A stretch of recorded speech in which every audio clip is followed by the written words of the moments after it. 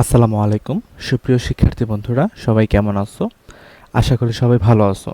So যান্ত্রিক গোলযোগের কারণে আজকে আমাদের একটু লাইভ শুরু করতে লেট হয়েছে। সো তোমরা আমাকে সবাই জানাও তো যে আমার ভয়েস একদম ক্লিয়ার শোনা যাচ্ছে কিনা।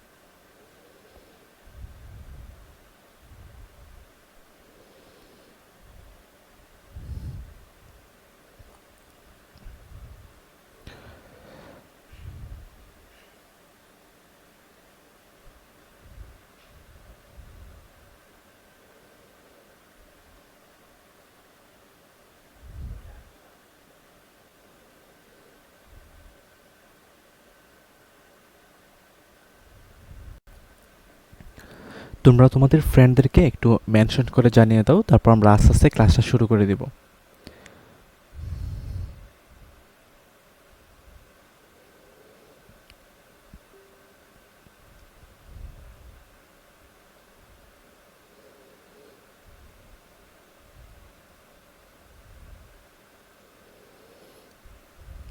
আচ্ছা, আমরা 2 মিনিট ওয়েট করি, তারপর আমরা দেখি যে মোটামুটি কতজন জয়েন হয়। একটু আজকে কম, যেহেতু আমরা লেটে স্টার্ট করছি, বাট আমরা আস্তে আস্তে শুরু করে দিচ্ছি।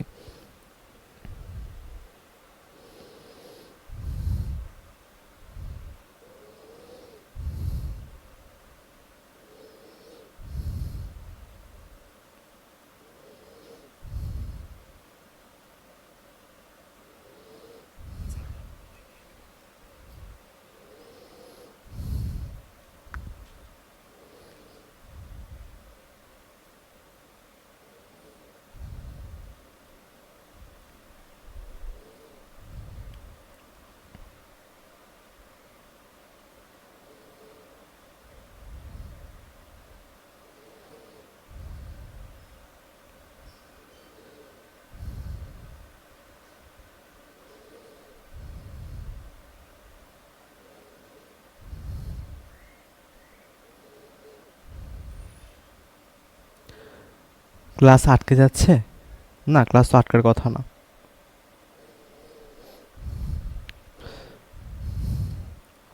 আচ্ছা, আমরা তাহলে আস্তে আস্তে শুরু করি তাহলে। আচ্ছা, তো আমরা স্টার্ট করি আস্তে আস্তে। সো যারা আসছে আসছে, ঠিক আছে, ওকে। শাকিল ভাই আছেন? শাকিল ভাই, হ্যাঁ ভাই আছে। ভাই নর্মালি কি এই টাইমে স্টুডেন্ট কম থাকে, নাকি আজকে লেট হওয়ার জন্য হ্যাঁ স্টুডেন্ট কম একটু আছে? একটু কম থাকে। ও আচ্ছা, ঠিক আছে ভাই, তাহলে আমি শুরু করি। ওকে ভাই। আচ্ছা, তো গত ক্লাসে আমরা কিন্তু ডি ব্লক মৌলের অবস্থান্তর মৌল পড়ছিলাম, তারপর হচ্ছে আমরা ম্যাগনেটিক ধর্মটা পড়ছিলাম। সো আমরা এখন আজকে বাকি পার্টটুকু পড়ব, এবং আজকে হচ্ছে আমাদের মৌলের পর্যাবৃত্ত ধর্মীয় ও রাসায়নিক বন্ধনের লাস্ট ক্লাস। আচ্ছা, তো চলো আমরা বেশি কথা না বলে ক্লাসটা শুরু করি। আচ্ছা, তো দেখো আমরা আজকে দেখব প্রথমে যে লিগ্যান্ড। তো লিগ্যান্ড কি ভাইয়া বলো তো? লিগ্যান্ড হচ্ছে যারা অবস্থান্তর মৌলের সাথে সন্নিবেশ সমযোজী বন্ধনের মাধ্যমে বন্ধন গঠন করে। সো লিগ্যান্ডকে আমরা শক্তিমাত্রার ভিত্তিতে দুই ভাগে ভাগ করতে পারি। একটা হচ্ছে তোমার স্ট্রং লিগ্যান্ড, একটা হচ্ছে স্ট্রং লিগ্যান্ড, আর একটা হচ্ছে তোমার উইক লিগ্যান্ড। একটা হচ্ছে স্ট্রং লিগ্যান্ড, আর একটা হচ্ছে তোমার উইক লিগ্যান্ড। আচ্ছা, তো স্ট্রং লিগ্যান্ড কোনগুলো ভাইয়া? স্ট্রং লিগ্যান্ড হচ্ছে তোমার NO2 minus, NO2 minus, CN minus, CO, NH3, এগুলো হচ্ছে তোমার স্ট্রং লিগ্যান্ড। তাহলে উইক লিগ্যান্ড কোনগুলো? উইক লিগ্যান্ড হচ্ছে তোমার হ্যালোজেন, পানি, OH মাইনাস, হ্যাঁ, এগুলো হচ্ছে তোমার উইক লিগ্যান্ড। তো এখন কথা হচ্ছে যে স্ট্রং লিগ্যান্ড আসলে কি করে। তো তুমি মাথায় রাখবা যে স্ট্রং লিগ্যান্ড যারা আছে এরা অবস্থান্তর মৌলের ইলেকট্রনকে সংকুচিত করতে পারে। আর উইক লিগ্যান্ড যারা আছে এরা অবস্থান্তর মৌলের ইলেকট্রনগুলোকে সংকুচিত করতে পারে না। ঠিক আছে, তারা সংকুচিত করতে পারে না। আচ্ছা, তো চলো আমরা একটু নেক্সট পেজে ঢুকি। আচ্ছা, তো এখন আমরা দেখব যে জটিল যৌগের সংকরায়ন এবং ম্যাগনেটিক ধর্ম আমরা কিভাবে বের করতে পারি। সো আমরা প্রথমে ম্যানুয়ালি আমরা দেখার ট্রাই করব, বোঝার ট্রাই করব, তারপর আমরা এটা কিভাবে ট্রিক্সের মাধ্যমে বাইর করতে হয় সেই জিনিসটা বোঝার ট্রাই করব। আচ্ছা, সো প্রথমে আমাদের কাজ কি? প্রথমে আমাদের কাজ হবে যে এই যে অবস্থান্তর মৌল আছে, এই অবস্থান্তর মৌলের চার্জ বার করা। আচ্ছা, তো দেখো ভাইয়া, পটাশিয়াম আমরা কি জানি? +1। তো পটাশিয়াম যদি +1 হয়, পটাশিয়াম কয়টা আছে? 4টা আছে, তার মানে এখানে চার্জ কত হবে? +4 হবে, তাই না? +4 হবে। সিএন যেটা আছে তার চার্জ কত? তার চার্জ হচ্ছে তোমার -1, কারণ দেখো সিএন হচ্ছে তোমার চার্জ -1। সো -1, এখানে 6টা আছে, তার মানে তার চার্জ কত হবে? তার চার্জ হবে তোমার -6 হবে। আচ্ছা, তাহলে দেখো +4 -6 মানে কত হয়েছে? -2 হয়েছে। সো আমরা জানি একটা যৌগের মোট জারণ মান কত হয়? মোট জারণ মান হয় তোমার 0। তাহলে আয়রন যেটা আছে তার চার্জটা তোমার এক্স্যাক্টলি +2 হইলেই আমার এটার ওভারঅল জারণ মান কত হবে? এটার ওভারঅল জারণ মান হবে তোমার +2 হবে। আচ্ছা, মানে 0 হবে। আচ্ছা, তার মানে এখানে আয়রনের চার্জ কত? আয়রনের চার্জ হচ্ছে তোমার +2। সো আমরা চলো Fe2+ যেটা আছে, Fe2+ তার ইলেকট্রন বিন্যাসটা আমরা একটু লিখি। তো Fe2+ এর ইলেকট্রন বিন্যাস কি হবে? Fe2+ এর ইলেকট্রন বিন্যাস হবে যে 1s2 2s2 1s2 2s2 2p6 হবে, তাই না? ওকে, তারপর কি হবে? 3s2 হবে, তারপর হবে তোমার 3p6 হবে, 3p6 হবে, তারপর ইলেকট্রন কোথায় ঢুকবে? 4s এর মধ্যে ঢুকবে, 4s এর মধ্যে যাবে 2টা, তারপর 3d তে যাবে কয়টা? 3d তে যাবে হচ্ছে 6টা। সো Fe2+ মানে সে কি করবে? তার শেষ কক্ষপথ থেকে 2টা ইলেকট্রন সে ত্যাগ করে ফেলবে। ওকে, তার মানে 4s এ কয়টা আছে? 0টা আছে। 4p এর মধ্যে কয়টা আছে? 0টাই আছে। 4d এর মধ্যে কয়টা আছে? 0টাই আছে। আচ্ছা, ওকে, তো এখন দেখো আমরা ডি ব্লক নিয়ে কাজ করি। সো আমরা জানি সবাই যে ডি ব্লক যেটা আছে, ডি ব্লকের মধ্যে অরবিটাল কটা থাকে? ডি ব্লকের মধ্যে কিন্তু অরবিটাল থাকে তোমার 5টা। সো আমরা দিলাম 1টা 2টা 3টা 4টা 5টা, 1টা 2টা 3টা 4টা 5টা, এটা হচ্ছে তোমার 3D। ওকে, আচ্ছা, আর এখানে আমার 4s 4p 4d আছে, এগুলো আমরা একটু পরে লিখতেছি। ওকে, এখন আমার ডির মধ্যে ইলেকট্রন কয়টা আছে? 6টা আছে। সো 6টা কীভাবে যাবে? এখানে যাবে একটা, এখানে যাবে একটা, এখানে যাবে একটা, এখানে যাবে একটা, এখানে যাবে একটা, তারপর এখানে যাবে একটা, এটা হচ্ছে তোমার 6টা। ওকে, এখন দেখো তো ভাই, এখানের মধ্যে আমার লিগেন্ড হিসেবে কি আছে? এখানে লিগেন্ড হিসেবে কিন্তু তোমার সিএন আছে। তো সিএন যেহেতু আছে, সিএন কি এটা স্ট্রং লিগ্যান্ড না? সিএন হচ্ছে তোমার একটা স্ট্রং লিগ্যান্ড। এই যে দেখো, সিএন হচ্ছে তোমার একটা স্ট্রং লিগ্যান্ড। তো স্ট্রং লিগ্যান্ড থাকলে কি হয় ভাইয়া বলো তো? স্ট্রং লিগ্যান্ড থাকলে কিন্তু ইলেকট্রনগুলো সংকুচিত হয়। তো সংকুচিত হলে সে কিভাবে হবে? যে আমার একদম কম জায়গাতে ইলেকট্রনগুলো থাকবে।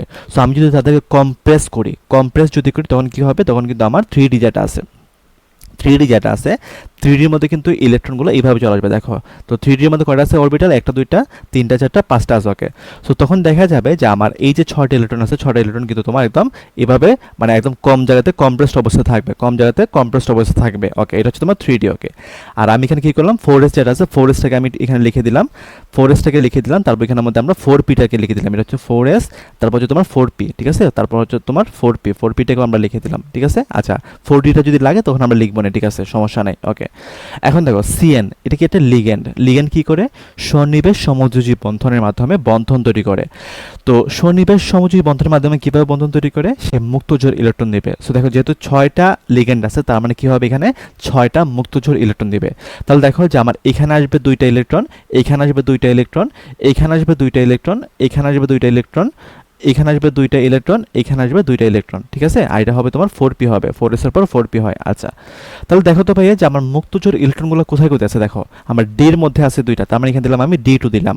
এস এর মধ্যে কয়টা আছে? একটা আছে, একটা মুক্তজোড় আছে।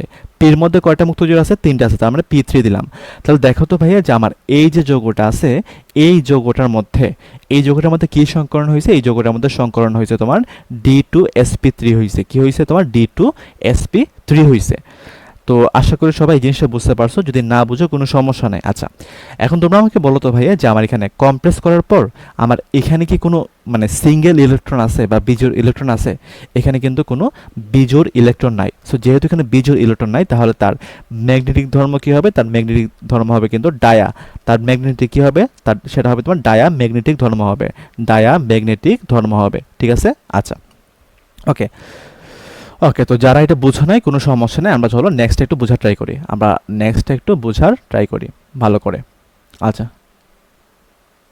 ওকে, এখন দেখি আমরা K3 Fe6, ওই যে আগের মতো আমরা প্রথমে কি করব? আমরা এই যে আমার অবস্থান্তর মৌল আছে, এই অবস্থান্তর মৌলটা আমরা কি করব? চার্জ বের করব। সো দেখো ভাইয়া, আমার এখানের মধ্যে পটাশিয়াম হচ্ছে +1, তার মানে এখানে চার্জ কত হবে +3 হবে, আর এখানে কি হবে, এখানে হবে তোমার -6 হবে। তো +3 -6 মানে হচ্ছে -3, তার মানে আয়রনটা কত হবে, আয়রনটা হবে তোমার +3 হবে।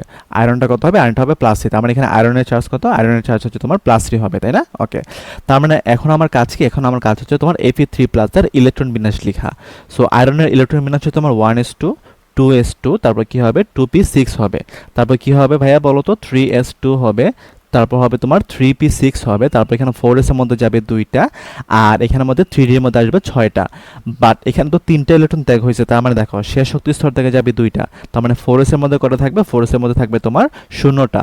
আর আরেকটা ইলেকট্রন কোথা থেকে যাবে, 3d থেকে যাবে, তার মানে d তে কটা থাকবে, d তে কিন্তু তোমার 5টা থাকবে। ওকে, আচ্ছা, আর এখানের মধ্যে দেখো যে 4p এর মধ্যে কিন্তু ইলেকট্রন আছে 0টা, 4d এর মধ্যে ইলেকট্রন আছে তোমার 0টা। ওকে, এখন আমরা ডি ব্লক যেটা আছে, ডি ব্লকের মানে ইলেকট্রনগুলোকে নিয়ে আমরা কাজ করব।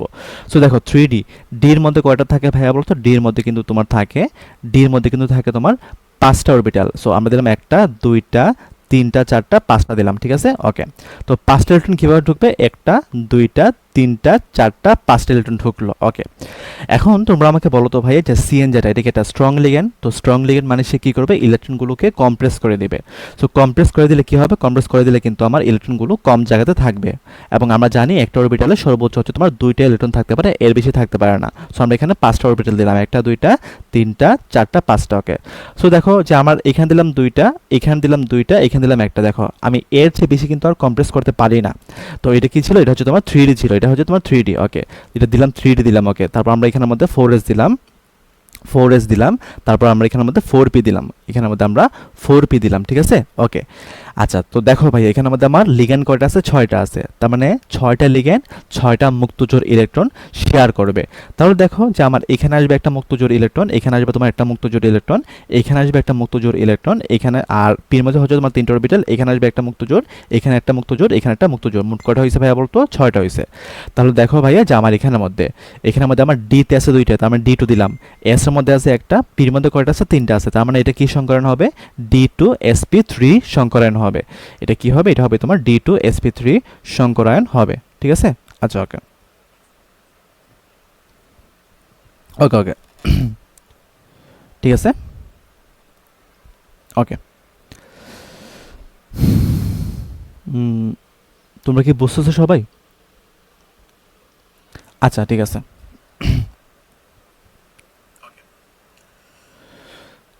আচ্ছা, তো চলো আমরা এখন তোমরা আমাকে বলো এখানে এটা কি ম্যাগনেটিক ধর্ম কি হবে, এটা কি প্যারাম্যাগনেটিক হবে নাকি ডায়াম্যাগনেটিক হবে? দেখো যে আমার এখানে কিন্তু একটা মুক্তজোড় ইলেকট্রন আছে, সরি একটা সিঙ্গেল ইলেকট্রন আছে। সো যদি মানে কোনো সিঙ্গেল ইলেকট্রন থাকে তখন সেটাকে আমরা কি বলি, সেটাকে আমরা বলি যে প্যারাম্যাগনেটিক। তখন আনসার কোনটা হবে, আনসার কিন্তু এখানের মধ্যে হবে প্যারাম্যাগনেটিক। আনসার কোনটা হবে, আনসার হবে এখানে প্যারাম্যাগনেটিক, প্যারাম্যাগনেটিক, ঠিক আছে? তো আশা করি সবাই বুঝতে পারছো। ওকে, তো চলো আমরা এখন নেক্সট একটা কোয়েশ্চন সলভ করি। কোয়েশ্চন সলভ করার পর আমরা ব্যতিক্রমটা দেখবো, তারপর আমরা শর্টকাটটা শেখার ট্রাই করব। সো এখন দেখো ঠিক একইভাবে দেখো যে আমার এখানের মধ্যে পটাশিয়াম হচ্ছে তোমার +4, তাহলে এটা কত হবে, এটা হবে তোমার -6 হবে, কারণ আমরা জানি হ্যালোজেন, তাই না? ক্লোরিন হচ্ছে হ্যালোজেন, হ্যালোজেনের চার্জ হচ্ছে -1, তো -6 হবে। তো +4 -6 মানে কত হবে, -2 হবে, তার মানে আয়রন কত হবে, আয়রন হবে তোমার +2 হবে, তাই না? আয়রন কত হবে, আয়রন হবে তোমার +2 হবে। ওকে, সো আমরা Fe2+ যেটা আছে, Fe2+ এর আমরা ইলেকট্রন বিন্যাসটা লিখি। সো আমরা Fe2+ এর ইলেকট্রন বিন্যাসটা আমরা এখান থেকে একটু কপি করে নিয়ে আসি। Fe2+ যেটা আছে তার ইলেকট্রন বিন্যাসটা আমরা এখান থেকে কপি করে নিয়ে আসি। ওকে, তো ওকে ঠিক আছে, তো আমরা এখানে কপি করে নিয়ে আসলাম। ওকে, তো এটা হচ্ছে তোমার Fe2+ আর ইলেকট্রন বিন্যাস। ওকে, এখন দেখো যে ঠিক একইভাবে দেখো ডির মধ্যে আমার কয়টা ইলেকট্রন আছে, দেখো তো ডির মধ্যে আছে 6টা। সো আমরা এখানে 3Dটা নিলাম, ডির মধ্যে আছে 5টা অরবিটাল, সো আমরা এখানে 6টা ইলেকট্রন নিলাম। ওকে, 1টা 2টা 3টা 4টা 5টা। ওকে, সো 6টা কীভাবে ঢুকবে, এখানে দিলাম একটা, এখানে একটা, এখানে একটা, এখানে একটা, এখানে একটা, তারপর এখানে 8টা ঢুকবে, 6টা ঢুকবে। ওকে, আচ্ছা, এখন তোমরা আমাকে বলো তো ভাইয়া যে ক্লোরিন যেটা আছে এটা কি ভাইয়া আমার স্ট্রং লিগ্যান্ড নাকি উইক লিগ্যান্ড? দেখো ক্লোরিন মানে হচ্ছে হ্যালোজেন, ক্লোরিন মানে কি হ্যালোজেন। এখন দেখো তো হ্যালোজেন যারা ছিল, হ্যালোজেন কি weak ligand. So weak ligand যদি হয় তাহলে তারা কি ইলেকট্রনকে সংকুচিত করতে পারে? তারা কিন্তু ইলেকট্রনকে সংকুচিত করতে পারে না। তার মানে এখানে কিন্তু ইলেকট্রন সংকুচিত হবে না, তার মানে এখানে ইলেকট্রন যেভাবে আছে সেভাবেই থাকবে। তাহলে দেখো যে আমার এটা হচ্ছে তোমার 3D, এটা হচ্ছে 3D, এখানে ইলেকট্রন সংকুচিত হবে না, তার মানে এখানে কোনো অরবিটাল ফাঁকা হবে না। সো 3D এর পরে আমরা এখানের মধ্যে 4s দিলাম একটা, 4s দিলাম একটা, তারপর এখানের মধ্যে আমরা 4p দিলাম, 4p কি ভাইয়া বলো তো? 4p হচ্ছে তোমার এখানে 3টা থাকবে, এটা দিলাম আমি, 4p দিলাম। ওকে, তারপর আমরা এখানের মধ্যে কি দিলাম? আমরা এখানের মধ্যে 4d দিলাম। আমরা এখানে কি দিলাম? 4d দিলাম, 1টা 2টা 3টা 4টা 5টা। ওকে, ওইটা হচ্ছে 4d। ওকে, এখন দেখো Cl কি ভাইয়া বলো তো? এটা হচ্ছে একটা লিগ্যান্ড। সো লিগ্যান্ড কি করবে? মুক্ত জোড় ইলেকট্রন শেয়ার করবে। সো 6টা লিগ্যান্ড আছে, মানে কি এখানে কি হবে? আমার 6টা ইলেকট্রন এখানে শেয়ার হবে।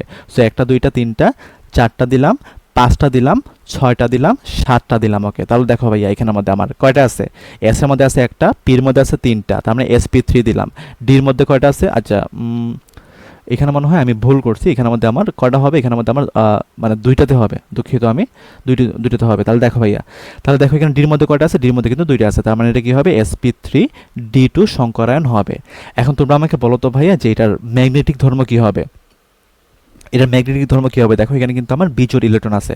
তো যেহেতু বিজোড় ইলেকট্রন আছে, তার মানে এটা কি হবে? এটা হবে তোমার প্যারাম্যাগনেটিক হবে। কি হবে এটা? এটা হবে তোমার প্যারাম্যাগনেটিক হবে। ঠিক আছে? আচ্ছা, ওকে ওকে আচ্ছা, আর এখন একটা ব্যতিক্রম। তো ব্যতিক্রম এটা তোমাদের আসলে মানে ওইভাবে দেখানো দরকার নাই, জাস্ট পরীক্ষাতে যা আসে আমি শুধু সেই জিনিসটা লিখে দিই। তো তুমি মাথায় রাখবা যে টেট্রামিন কপার সালফেট, এটার ক্ষেত্রে তার সন্নিবেশ সংখ্যা কত হবে ভাইয়া বলতো? তুমি জাস্ট একটু মাথায় রাখবা, এটা আর কিছু লাগবে না, এটা বোঝা লাগবে না। আর এটা হচ্ছে ব্যতিক্রম। তো এখানে 4টা যেহেতু আছে, তার মানে সন্নিবেশ সংখ্যা হবে তোমার 4। আর এটা সংকরায়ন যেটা আছে, সংকরায়ন কি হবে? তার সংকরায়ন কিন্তু এখানের মধ্যে হবে দেখো sp2d হবে। কি হবে? sp2d হবে। ঠিক আছে, এটা সংকরায়ন কি হবে? এটা সংকরায়ন হবে তোমার sp2d হবে।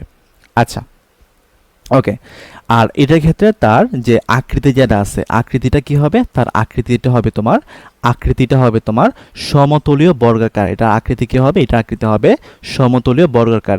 এই সমতলীয় বর্গাকার হওয়ার জন্য কিন্তু এটা মানে সংকরায়নের ব্যতিক্রম ঘটে। সো তোমরা এটা একটু টানা মুখস্থ রাখবা, এটা কিন্তু পরীক্ষাতে অনেকবার আসে, কিন্তু এটা থেকে কিন্তু পরীক্ষাতে অনেক বেশি পরিমাণে কোয়েশ্চেন এমসিকিউতে আসে। তো সবাই একটু মুখস্থ রাখবা। এখন আমরা এখন ট্রিক্সের মাধ্যমে বোঝা ট্রাই করবো যে কীভাবে আমরা শর্টকাটে বাড়ি করতে পারি। দেখো, তো তুমি মাথায় রাখবে ভাইয়া যে যদি আমার সন্নিবেশ সংখ্যাকে যদি আমি x ধরি, যদি আমার x এর মান যদি তোমার 4 আসে, তো x এর মান যদি 4 আসে, তখন আমার সংকরণ কি হবে? তখন আমার সংকরণ হতে পারে sp3 হতে পারে, আবার কি হতে পারে ভাইয়া বলতো? আমার dsp2 হতে পারে, আবার sp2d হতে পারে, আমার 3টে সংকরণ হতে পারে। ধরো আমার x সমান যদি তোমার 5 হয়, তখন সেখানে আমার সংকরণ কি হতে পারে? তখন সেখানে আমার সংকরণ হতে পারে dsp3 হতে পারে, অথবা sp3d হতে পারে। যদি আমার সন্নিবেশ সংখ্যার মান 6 হয়, তখন সেখানে আমার সংকরণ d2sp3 হইতে পারে, অথবা sp3d2 হইতে পারে। ওকে, এখন কথা হচ্ছে কখন কোনটা হবে। তো তুমি মাথায় রাখবা যে x সমান সমান যদি 4 হয়, যদি আমার লিগ্যান্ড যেটা আছে লিগ্যান্ডটা যদি আমার উইক হয়, তখন সেখানে হবে sp3 সংকরণ। আবার লিগ্যান্ড যেটা আছে, লিগ্যান্ডটা যদি তোমার স্ট্রং হয়, তখন সেখানে আমার হবে dsp2 সংকরণ, মানে সন্নিবেশ সংখ্যা 4 হলে আর কি। আর sp2d কোনটা হবে? sp2d হবে তোমার শুধুমাত্র টেট্রামিন কপার সালফেটের হবে। আচ্ছা, যারা বোঝো না আমরা একটু পরে বুঝতেছি। আচ্ছা, এখন দেখো যে আমার সন্নিবেশ সংখ্যা যদি 5 হয়, তখন আমার সংকরণ কি হবে? dsp3 হবে, অথবা sp3d হবে। তো যদি আমার লিগ্যান্ড যেটা আছে, লিগ্যান্ডটা যদি তোমার স্ট্রং হয়, তখন সেটা হবে dsp3, আর লিগ্যান্ডটা যদি উইক হয়, তখন সেটা হবে তোমার sp3d হবে। x সমান 6, মানে সন্নিবেশ সংখ্যা যদি তোমার 6 হয়, তখন আমার লিগ্যান্ড যদি স্ট্রং হয়, তখন সেখানে হবে তোমার d2sp3 সংকরণ। লিগ্যান্ড যদি উইক হয়, তখন সেখানে কি হবে? তখন সেখানে কিন্তু হবে তোমার sp3d2 সংকরণ। আচ্ছা, তো আশা করি সবাই বুঝতে পারছো। না বুঝলে তোমরা মানে এখন বুঝবা আর কি। দেখো, তো এখানে বলছে Fe(CN6) 4- আয়নের কেন্দ্রীয় পরমাণুর কি ধরনের সংকরণ ঘটে। আচ্ছা, তো দেখো তো ভাইয়া যে আমার এখানের মধ্যে আমার কয়টা সন্নিবেশ সংখ্যা আছে? আমার x এর মান কত? x এর মান হচ্ছে তোমার 6, মানে 6টা সন্নিবেশ সংখ্যা আছে। এখন 6টা সন্নিবেশ সংখ্যা থাকলে আমরা কি জানি? আমরা জানি যে সেখানে তোমার sp3d2 হয়, অথবা তোমার কি হয়? অথবা হয় তোমার d2sp3 হয়। কি হয়? d2sp3 হয়। ওকে, এখন এই যে আমার লিগ্যান্ড যেটা আছে, লিগ্যান্ডটা কি স্ট্রং না? সো লিগ্যান্ড যদি স্ট্রং হয়, তখন সেখানে কি হয়? তখন সেখানে কিন্তু আমার d2sp3 সংকরণ হয়। তাহলে এখানে আনসার কোনটা হবে? আনসার কিন্তু এখানের মধ্যে d হবে। আনসার এখানে কোনটা হবে? আনসার এখানের মধ্যে d হবে। ঠিক আছে? আচ্ছা, ওকে, এখন দেখো যে ঠিক একইভাবে বলছে যে এফিসিয়েন্সি 3 এর ম্যাগনেটিক মুভমেন্ট কত? দেখো এটা কিন্তু সার্চটা আসছিল 19-20 সালে, তো এটা সার্চের জন্য কিন্তু অনেক গুরুত্বপূর্ণ ম্যাগনেটিক মুভমেন্ট। আচ্ছা, তো ম্যাগনেটিক মুভমেন্টকে আমরা কীভাবে বাই করি? ম্যাগনেটিক মুভমেন্টকে আমরা বাই করি মিউর মাধ্যমে। সো এটা সমান সমান কী হবে? √n × n+2, √n × n+2 হবে, তাই না? ওকে, তো এখন কথা হচ্ছে ভাই এন মানে কি? এন মানে হচ্ছে তোমার বিজোড় ইলেকট্রন। এন মানে কত? এন মানে হচ্ছে তোমার বিজোড় ইলেকট্রন। ঠিক আছে, আমরা তোমাদেরকে একটু বোঝানোর ট্রাই করি। ওকে, সো দেখো ভাইয়া যে এখানের মধ্যে আমার আয়রন যেটা আছে, আয়রনের ইলেকট্রন বিন্যাসটা লিখতে হবে। আচ্ছা, ওকে, এখন তোমরা আমাকে বলো তো এখানে আয়রনের চার্জ কত হবে? দেখো, সো আমি আয়রনের চার্জটাকে যদি আমি এখানে এক্স ধরি, সো আমি এখানে ধরলাম এক্স, আর সিএন কত 6 মানে -1, তার মানে এখানে 6টা আছে, মানে কি এখানে কি হবে? -6 হবে। আর এটার ওভারঅল যেটা আছে তার জার্মান কত? 3 মাইনাস মানে এখানে -3 আছে। তাহলে এক্স যেটা আছে, এক্স এর জার্মান কত হবে? এক্স এর জার্মান হবে -3 + 6, মানে কত হবে? এক্স এর জার্মান হবে তোমার +3 হবে। তার মানে আয়রন যেটা আছে, আয়রনের চার্জ কত? +3 হবে, তাই না? আয়রনের চার্জ কত? আয়রনের চার্জ হবে তোমার +3। ওকে, এখন আমরা আয়রনের মানে Fe3+ যেটা আছে, Fe3+ এর আমরা এখন ইলেকট্রন বিন্যাসে লিখবো। সো Fe3+ এর ইলেকট্রন বিন্যাস কি হবে? 1s2 2s2 2p6 হবে, তাই না? 2p6 হবে, তারপর এখানে কি হবে? 3s2 হবে, তারপর এখানে কি হবে? 3p6 হবে, তারপর এখানে হবে তোমার 3d5 হবে, তাই না? 3d5 হবে। ওকে, এখন আমরা দেখবো ডি অরবিটালের মধ্যে আমার এই যে লিগ্যান্ডের মাধ্যমে কমপ্রেস হওয়ার পর আমার এখানের মধ্যে কয়টা মুক্তজোড় ইলেকট্রন থাকে। সো দেখো ভাইয়া যে 3ডির মধ্যে কয়টা আছে? 3ডির মধ্যে কিন্তু আমার এখানে 5টা ইলেকট্রন আছে। সো আমরা এখানের মধ্যে 5টা ইলেকট্রন দিলাম, 1টা 2টা 3টা 4টা 5টা। ওকে, 5টা অরবিটাল 3ডির মধ্যে, ডির মধ্যে 5টা অরবিটাল থাকে। তো 5টা ইলেকট্রন এখানে একটা আছে, এখানে আছে একটা, এখানে আছে একটা, এখানে আছে একটা, এখানে আছে একটা। এখন দেখো এখানের মধ্যে আমার লিগ্যান্ড হিসেবে কি আছে? সিএন আছে। তো সিএন হচ্ছে তোমার স্ট্রং লিগ্যান্ড, তার মানে সে কি করবে? ইলেকট্রনগুলোকে কমপ্রেস করে দিবে বা সংকুচিত করে দিবে। তো সংকুচিত করে দিলে এখানে আমার ইলেকট্রনগুলো কিভাবে থাকবে? আমার ইলেকট্রনগুলো কিন্তু দেখো যে আমার সবচেয়ে কম জায়গাতে থাকবে, 1টা 2টা 3টা 4টা 5টা। ওকে, তো দেখো আমরা এখানে দিলাম 2টা, এখানে দিলাম 2টা, আর এখানে দিলাম একটা, তার মানে এটা হচ্ছে সবচেয়ে কমপ্রেসড অবস্থা। এখন দেখো এখানে আমার মুক্ত মানে বিজোড় ইলেকট্রন কয়টা আছে? বিজোড় ইলেকট্রন কিন্তু আমার একটা আছে, তার মানে এখানে এর মান কত হবে? এর মান কিন্তু এখানের মধ্যে 1 হবে। সো দেখো এখানে আমরা দিলাম যে √1 × 1 + 2, 1 × 1 + 2 মানে কি? এখানে কি হবে? এখানে হবে তোমার n+2 মানে হচ্ছে তোমার 1 + 2 মানে হচ্ছে তোমার 3, তার মানে √3। সো √3 যেটা আছে, √3 এর মান কত আসে? তুমি যদি মানে ক্যালকুলেটর হিসাব করে দেখো, তুমি দেখবা 1.732 এরকম কিছু একটা মান আসে। তাহলে এখানে আনসার কোনটা হবে? আনসার কিন্তু এখানের মধ্যে হবে এ। এটা কিন্তু সার্চটা আসলো, আর সার্চটা কিন্তু ক্যালকুলেটর ইউজ করতে দেয়। ঠিক আছে, সার্চটা কিন্তু ক্যালকুলেটর ইউজ করতে দেয়। আচ্ছা, ওকে, তো আশা করি সবাই কনসেপ্টটা বুঝছো, কনসেপ্টটা সবাই বুঝতে পারছো আশা করি। আচ্ছা, তো চলো আমরা এখন একটু নেক্সট পেজে যাই। ওকে, তো এখন কি বলছে? যে কপার সালফেট এবং 5 পানি মিলে এ যৌগ তৈরি করে। এখন কথা হচ্ছে যে এ যৌগটা কি? তো তুমি মাথায় রাখবা যে কপার সালফেট যখন 5টা পানির সাথে যুক্ত হয়, 5টা পানির সাথে যুক্ত হয়, তখন সেখানে কি তৈরি করে? তোমার কপার সালফেট ইন্টু 5 পানি ইন্টু সেখানে কি মনে করে? 5 পানি। এবং এটাকে আমরা কি বলি? এটাকে আমরা বলি blue blue blue vitriol, blue vitriol বলি। ঠিক আছে, আমরা এটাকে কি বলি? ব্লু ভিট্রিয়ল বলি। আর ব্লু মানে তো নীল, তার মানে এখানে আনসার কোনটা হবে? আনসার কিন্তু এখানের মধ্যে বি হবে। আনসার এখানে কোনটা হবে? আনসার কিন্তু এখানের মধ্যে বি হবে। আচ্ছা, ওকে, তো এখন আমরা ঢুকি যে আমাদের মোস্ট ইম্পর্টেন্ট একটা টপিক, সেটার নাম হচ্ছে সংকরায়ন। সেটার নাম কি? সংকরায়ন। আচ্ছা, তো দেখো ভাইয়া যে সংকরণের ক্ষেত্রে আমরা কীভাবে বাইর করব, সংকরণটা কীভাবে বাইর করব। আচ্ছা, তো সংকরণের ক্ষেত্রে তুমি দেখো যদি আমার সংকরিত অরবিটাল সংখ্যা যদি আমার এক্স মানে এক্স এর মান যদি 2 হয়, তখন সেটা হয় এসপি সংকরায়ন। আর এসপি সংকরায়নের আকৃতি হচ্ছে তোমার সরলরৈখিক এবং কোণ হচ্ছে তোমার 180 ডিগ্রি, কোণ হচ্ছে 180 ডিগ্রি।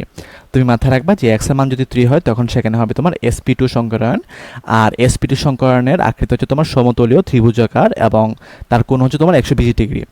x সমান যদি 4 হয়, তখন সেটা হবে sp3 সংকরায়ন এবং তার আকৃতি চতুস্থলকীয় এবং তাদের কোণ হবে 109 ডিগ্রি 28 মিনিট, অথবা তুমি 109 ডিগ্রি 109.5 ডিগ্রিও তুমি বলতে পারো, কোনো সমস্যা নেই, তবে এটা একটু বেশি কারেক্ট আর কি। আচ্ছা, তো এটা কি দেখা যাচ্ছে? আচ্ছা, দেখা না গেলে আমি একটু জুম করি, দাঁড়াও। এখন হয়তো বা দেখতে পারতেছো। ওকে, আচ্ছা, আবার দেখো যে আমার যদি এখানের মধ্যে x = 5 হয়, x = 5 যদি হয়, তখন আমার সেটা কি হয়? সেটা হবে তোমার sp3d সংকরণ এবং তার আকৃতি হবে ত্রিকোণাকার দ্বিপিরামিড হবে। x = যদি তোমার 6 হয়, তখন সেখানে হবে sp3d2 এবং তার আকৃতি হবে অষ্টতলকীয়। এগুলো তো আমরা মোটামুটি সবাই পড়ছি বা সবাই আমরা জানি, তাই না? আচ্ছা, ওকে, এখন আসি আমরা যে কিভাবে আমরা সংকরণ নির্ণয় করব। তো সংকরণ নির্ণয় করার সূত্র হচ্ছে তোমার half into V plus M minus C.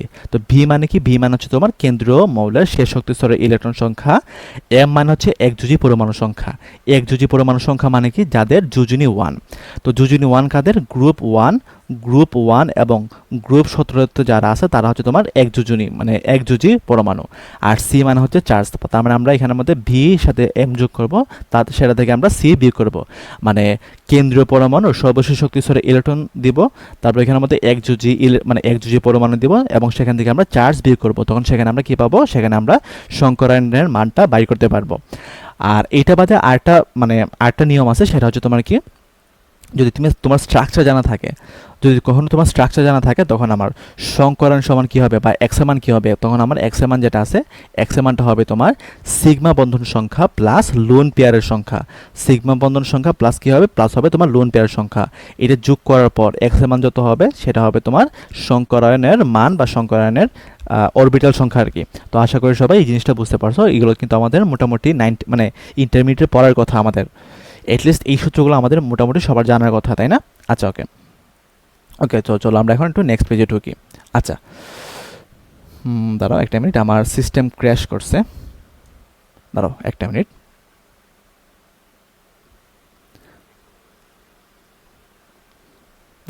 সবাই দাঁড়াও, লাইনে থাকো, আমি আবার এডিটও দিচ্ছি।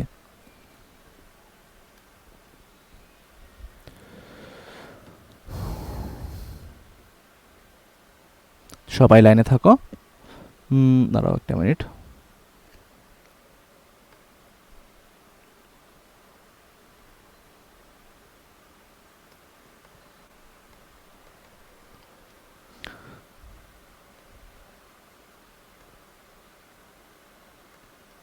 ওকে, তো আশা করি এখন তোমরা সবাই দেখতে পারতেছো। আচ্ছা, তো জানাও তো তোমরা মোটামুটি সবাই দেখতে পারতেছো কিনা?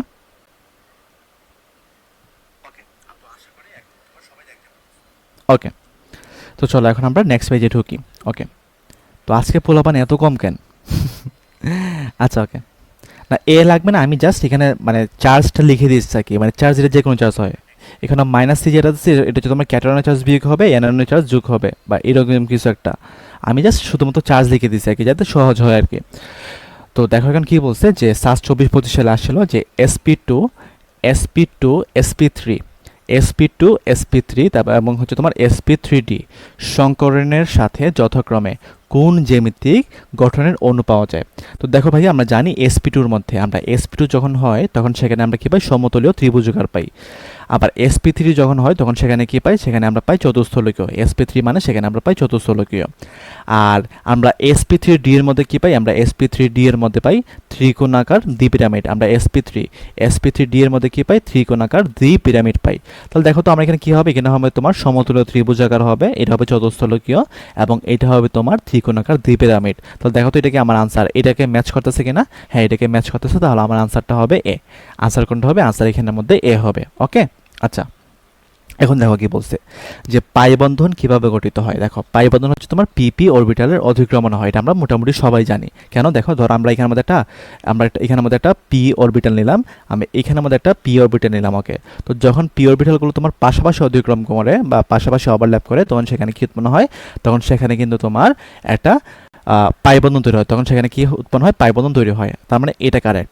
আর এখানে কি বলছে? সংকৃত অরবিটাল সমূহ অতিক্রমণে মানে অরবিটালের অতিক্রমে পাই বন্ধন তৈরি হয়। তো তুমি মাথায় রাখবা যে পাই বন্ধন একমাত্র অসংকৃত অরবিটালের অতিক্রমণে হয়। পাই বন্ধন একমাত্র মানে পাশাপাশি ওভারল্যাপের মাধ্যমে হয় এবং অসংকৃত অরবিটালের অতিক্রমণে হয়। তাহলে এখানে আনসার কোনটা হবে? আনসার হবে তোমার 1 এবং 3। তাহলে আনসার এখানে কোনটা হবে? আনসার এখানে হবে সি। আনসার এখানে কোনটা হবে? আনসার এখানের মধ্যে হবে সি। ঠিক আছে, আচ্ছা, ওকে। এখন দেখো কি বলছে যে sp3 হাইব্রিডাইজেশনে কয়টি হাইব্রিড অরবিটাল তৈরি হয়। তো দেখো এখানে কি আছে? একটা s আছে আর কি আছে ভাই বলতো? p3 মানে 3টা পি অরবিটাল আছে। সো একটা এস এবং 3টা পি মিলে কি তৈরি করবে? তোমার sp3 অরবিটাল তৈরি করবে, এবং এটা হচ্ছে তোমার সংকৃত বা হাইব্রিড অরবিটাল। এখন দেখো যে আমরা sp3 তৈরি করার জন্য আমরা এখানের মধ্যে কয়টা অরবিটাল নিলাম? এখানে নিয়েছিলাম একটা, এখানে নিয়েছিলাম তিনটা, তাহলে এখানে কয়টা sp3 তৈরি হবে? এখানে কিন্তু আমার 4টা sp3 তৈরি হবে। মানে আমরা যতটা অরবিটাল নিব, দেখো এখানে আমাদের আমার কয়টা আছে মোট? একটা আর তিনটা, মানে 4টা আছে। তার মানে এখানের মধ্যে আমার হাইব্রিড অরবিটাল কতটি তৈরি হবে? হাইব্রিড অরবিটাল কিন্তু আমার 4টা তৈরি হবে। তো আমি যদি তোমাকে বলি sp2, এখানের মধ্যে আমার কতটি হাইব্রিড অরবিটাল আছে? দেখো আমার s এর মধ্যে আছে তোমার একটা, আর পি আছে দুইটা, তার মানে এখানে কি হবে? এখানে হবে তোমার 3টি হাইব্রিড অরবিটাল। তাহলে এখানে আনসার কোনটা হবে? আনসার কিন্তু এখানের মধ্যে 4 হবে। আনসার এখানে কোনটা হবে? আনসার এখানের মধ্যে 4 হবে, তাই না? আচ্ছা, ওকে। তো আশা করি সবাই এটা বুঝতে পারছে, এগুলো তো মোটামুটি সবার জানার কথা। আচ্ছা, এখন কি বলছে? একটি এস অরবিটাল এবং একটি পি অরবিটালের হাইব্রিডাইজেশনের ফলে আমরা কি পাবো? দেখো তো এস এবং পি মিলে কি তৈরি করে? তোমার এসপি তৈরি করে। তো আমরা জানি এসপি যেটা আছে তার, সেটা কি করে? সেটা হচ্ছে তোমার সরল রৈখিক হয়। এসপি যেটা, সেটা কি হয়? সেটা হয় তোমার সরল রৈখিক। এসপি হয় তোমার সরল রৈখিক এবং তাদের মাঝখানে কোণ কত থাকে? তাদের মাঝখানে কোণ থাকে 180 ডিগ্রি। সো দেখো তো এখানে আমার কোনটা ম্যাচ করতেছে? এখানে কিন্তু আমার বি নাম্বারটা ম্যাচ করতেছে, মানে 2 অরবিটালস আর 180 ডিগ্রি। তাহলে এখানে আনসার কোনটা হবে? আনসার কিন্তু এখানের মধ্যে বি হবে। আনসার এখানে কোনটা হবে? আনসার এখানের মধ্যে বি হবে, তাই না? আচ্ছা, ওকে। এখন আসি আমরা NH4 প্লাসের আকৃতি কেমন হবে। সো আকৃতির জন্য আমরা কি করব? আকৃতির জন্য প্রথমে আমাদেরকে সংকরায়নের মানটা বাইর করতে হবে। সংকরায়নের মানটা বাইর করতে হবে, ওকে। তো সংকরায়নের মানটা আমরা x দ্বারা বাইর করি। তো x সমান সমান কি জানি আমরা? আমরা জানি হাফ ইন্টু কি জানি আমরা? v plus m minus c জানি, তাই না? ওকে, এখন আমরা হাফ দিলাম, ওকে। তো ভি মানে কি ভাইয়া বলতো? কেন্দ্রীয় পরমাণু। কেন্দ্রীয় পরমাণু কোনটা? এখানে নাইট্রোজেন হচ্ছে কেন্দ্রীয় পরমাণু, কারণ এটা হচ্ছে তোমার কম সংখ্যক আছে। আচ্ছা, তো নাইট্রোজেন যেটা আছে তার শেষ কক্ষপথে ইলেকট্রন কয়টা থাকে? দেখো আমরা নাইট্রোজেনের ইলেকট্রন মিলা জানি যে 2, তারপর কি জানি? 2 জানি, তারপর এখানে 5 জানি। তারপর তার শেষ কক্ষপথে ইলেকট্রন কয়টা আছে? 5টা আছে। সো আমি এখানে দিলাম 5 দিলাম, ওকে। এম মানে কি? এম মানে হচ্ছে তোমার একযোজী মুক্তজোড় ইলেকট্রন, সরি একযোজী পরমাণু। সো এখানে একযোজী মানে হাইড্রোজেন, হাইড্রোজেন তো তোমার গ্রুপ 1 এর। সো হাইড্রোজেন তো হচ্ছে তোমার একযোজী। তো একযোজী এখানে কয়টা আছে? 4টা আছে। মাইনাস আমরা চার্জ দেবো, দেখো চার্জ এখানে কত? +1। তো মাইনাস এখানে কি দেবো? আমরা চার্জ দেবো +1 দেবো। তাহলে দেখো তো ভাইয়া যে আমার এখানে ওভারঅল কি আসে? আমার এখানে ওভারঅল মান কত আসে? দেখো তো আমার এখানে ওভারঅল মান কিন্তু এখানের মধ্যে আসে 8, আর এখানে ইন্টু আছে হাফ। তার মানে হাফের সাথে 8 গুণ দিলে এখানে কত আসে? 4 আসে। তো x সমান 4 আসা মানে এখানে কি আসে? আমার sp3 সংকরায়ন আসে। আর sp3 আসা মানে সেটা কি? সেটা হচ্ছে তোমার চতুস্থলকীয়। সেটা কি? সেটা হবে তোমার চতুস্থলকীয়। বানান কি হয়েছে? চতুস্থলকীয়। আচ্ছা, তো চতুস্থলকীয় যেটা আছে সেটাকে আমরা ইংলিশে কি বলি? ইংলিশে আমরা বলি টেট্রা। মানে মানে তো টেট্রা, তাই না? চতুর, টেট্রাহেড্রাল বলি। তাহলে এখানে আনসার কোনটা হবে? আনসার কিন্তু এখানের মধ্যে আমার বি হবে। আনসার কোনটা হবে? আনসার এখানের মধ্যে বি হবে। আচ্ছা, এখন বলছে যে কোন যৌগের গঠন চতুস্থলকীয় নয়। আচ্ছা, ওকে। তো চলো আমরা একটু বাইর করার ট্রাই করে দেখো। তুমি যদি মানে এই আগের সূত্রের মতো তুমি বাইর করো, তুমি বাইর করার পর তুমি দেখবা যে এখানের মধ্যে তোমার sp3 সংকরণ হইতেছে। তুমি দেখবা যে তোমার এখানেও কিন্তু sp3 সংকরণ হইতেছে। তুমি যখন মানে আগের মতো বাইর করবা, তুমি দেখবে এখানের মধ্যে কিন্তু sp3 সংকরণ হইতেছে। মানে তুমি যখন ওই যে আমার আগের মতো বাইর করে পাচ্ছ, আমার যেহেতু টাইম কম, তার মানে আমরা এখানে লিখতেছি না। এখন দেখো sf4 যেটা আছে, আমরা চলো তার সংকরণটা বাইর করি। তো x সমান সমান কত হবে? হাফ হবে into v plus m minus c হবে, vmc হবে, তাই না? ওকে, তো হাফ দিলাম। সালফার যেটা আছে তার শেষ শক্তি স্তরে ইলেকট্রন কয়টা আছে ভাইয়া বলো তো? সালফার যেটা আছে তার শেষ শক্তি স্তরে কিন্তু ইলেকট্রন আছে কয়টা? ইলেকট্রন আছে কিন্তু তোমার 6টা, তাই না? ইলেকট্রন আছে তোমার 6টা। তো 6 দিলাম প্লাস এখানে কয়টা আছে ভাইয়া বলো তো? একযোজী মানে ফ্লোরিন তো গ্রুপ 17 এর মৌল। তো যেহেতু 17 মৌল, তার মানে একযোজী পরমাণু কয়টা আছে? এখানে 4টা আছে। তার মানে 6 প্লাস 4 দিলাম, তার মানে এখানে কত আসে? এখানে কিন্তু তোমার যোগ করলে মানে ওভারঅল মান এখানে 5 আসে। তো 5 আসে মানে এখানে কি আসবে? এখানে আসবে তোমার sp3d। তো sp3d যেটা আছে তার আকৃতি কি হয়? তার আকৃতি কিন্তু ত্রিকোণাকার দ্বিপিরামিড হয়। তার আকৃতি কি হয়? তার আকৃতি কিন্তু ত্রিকোণাকার দ্বিপিরামিড হয়।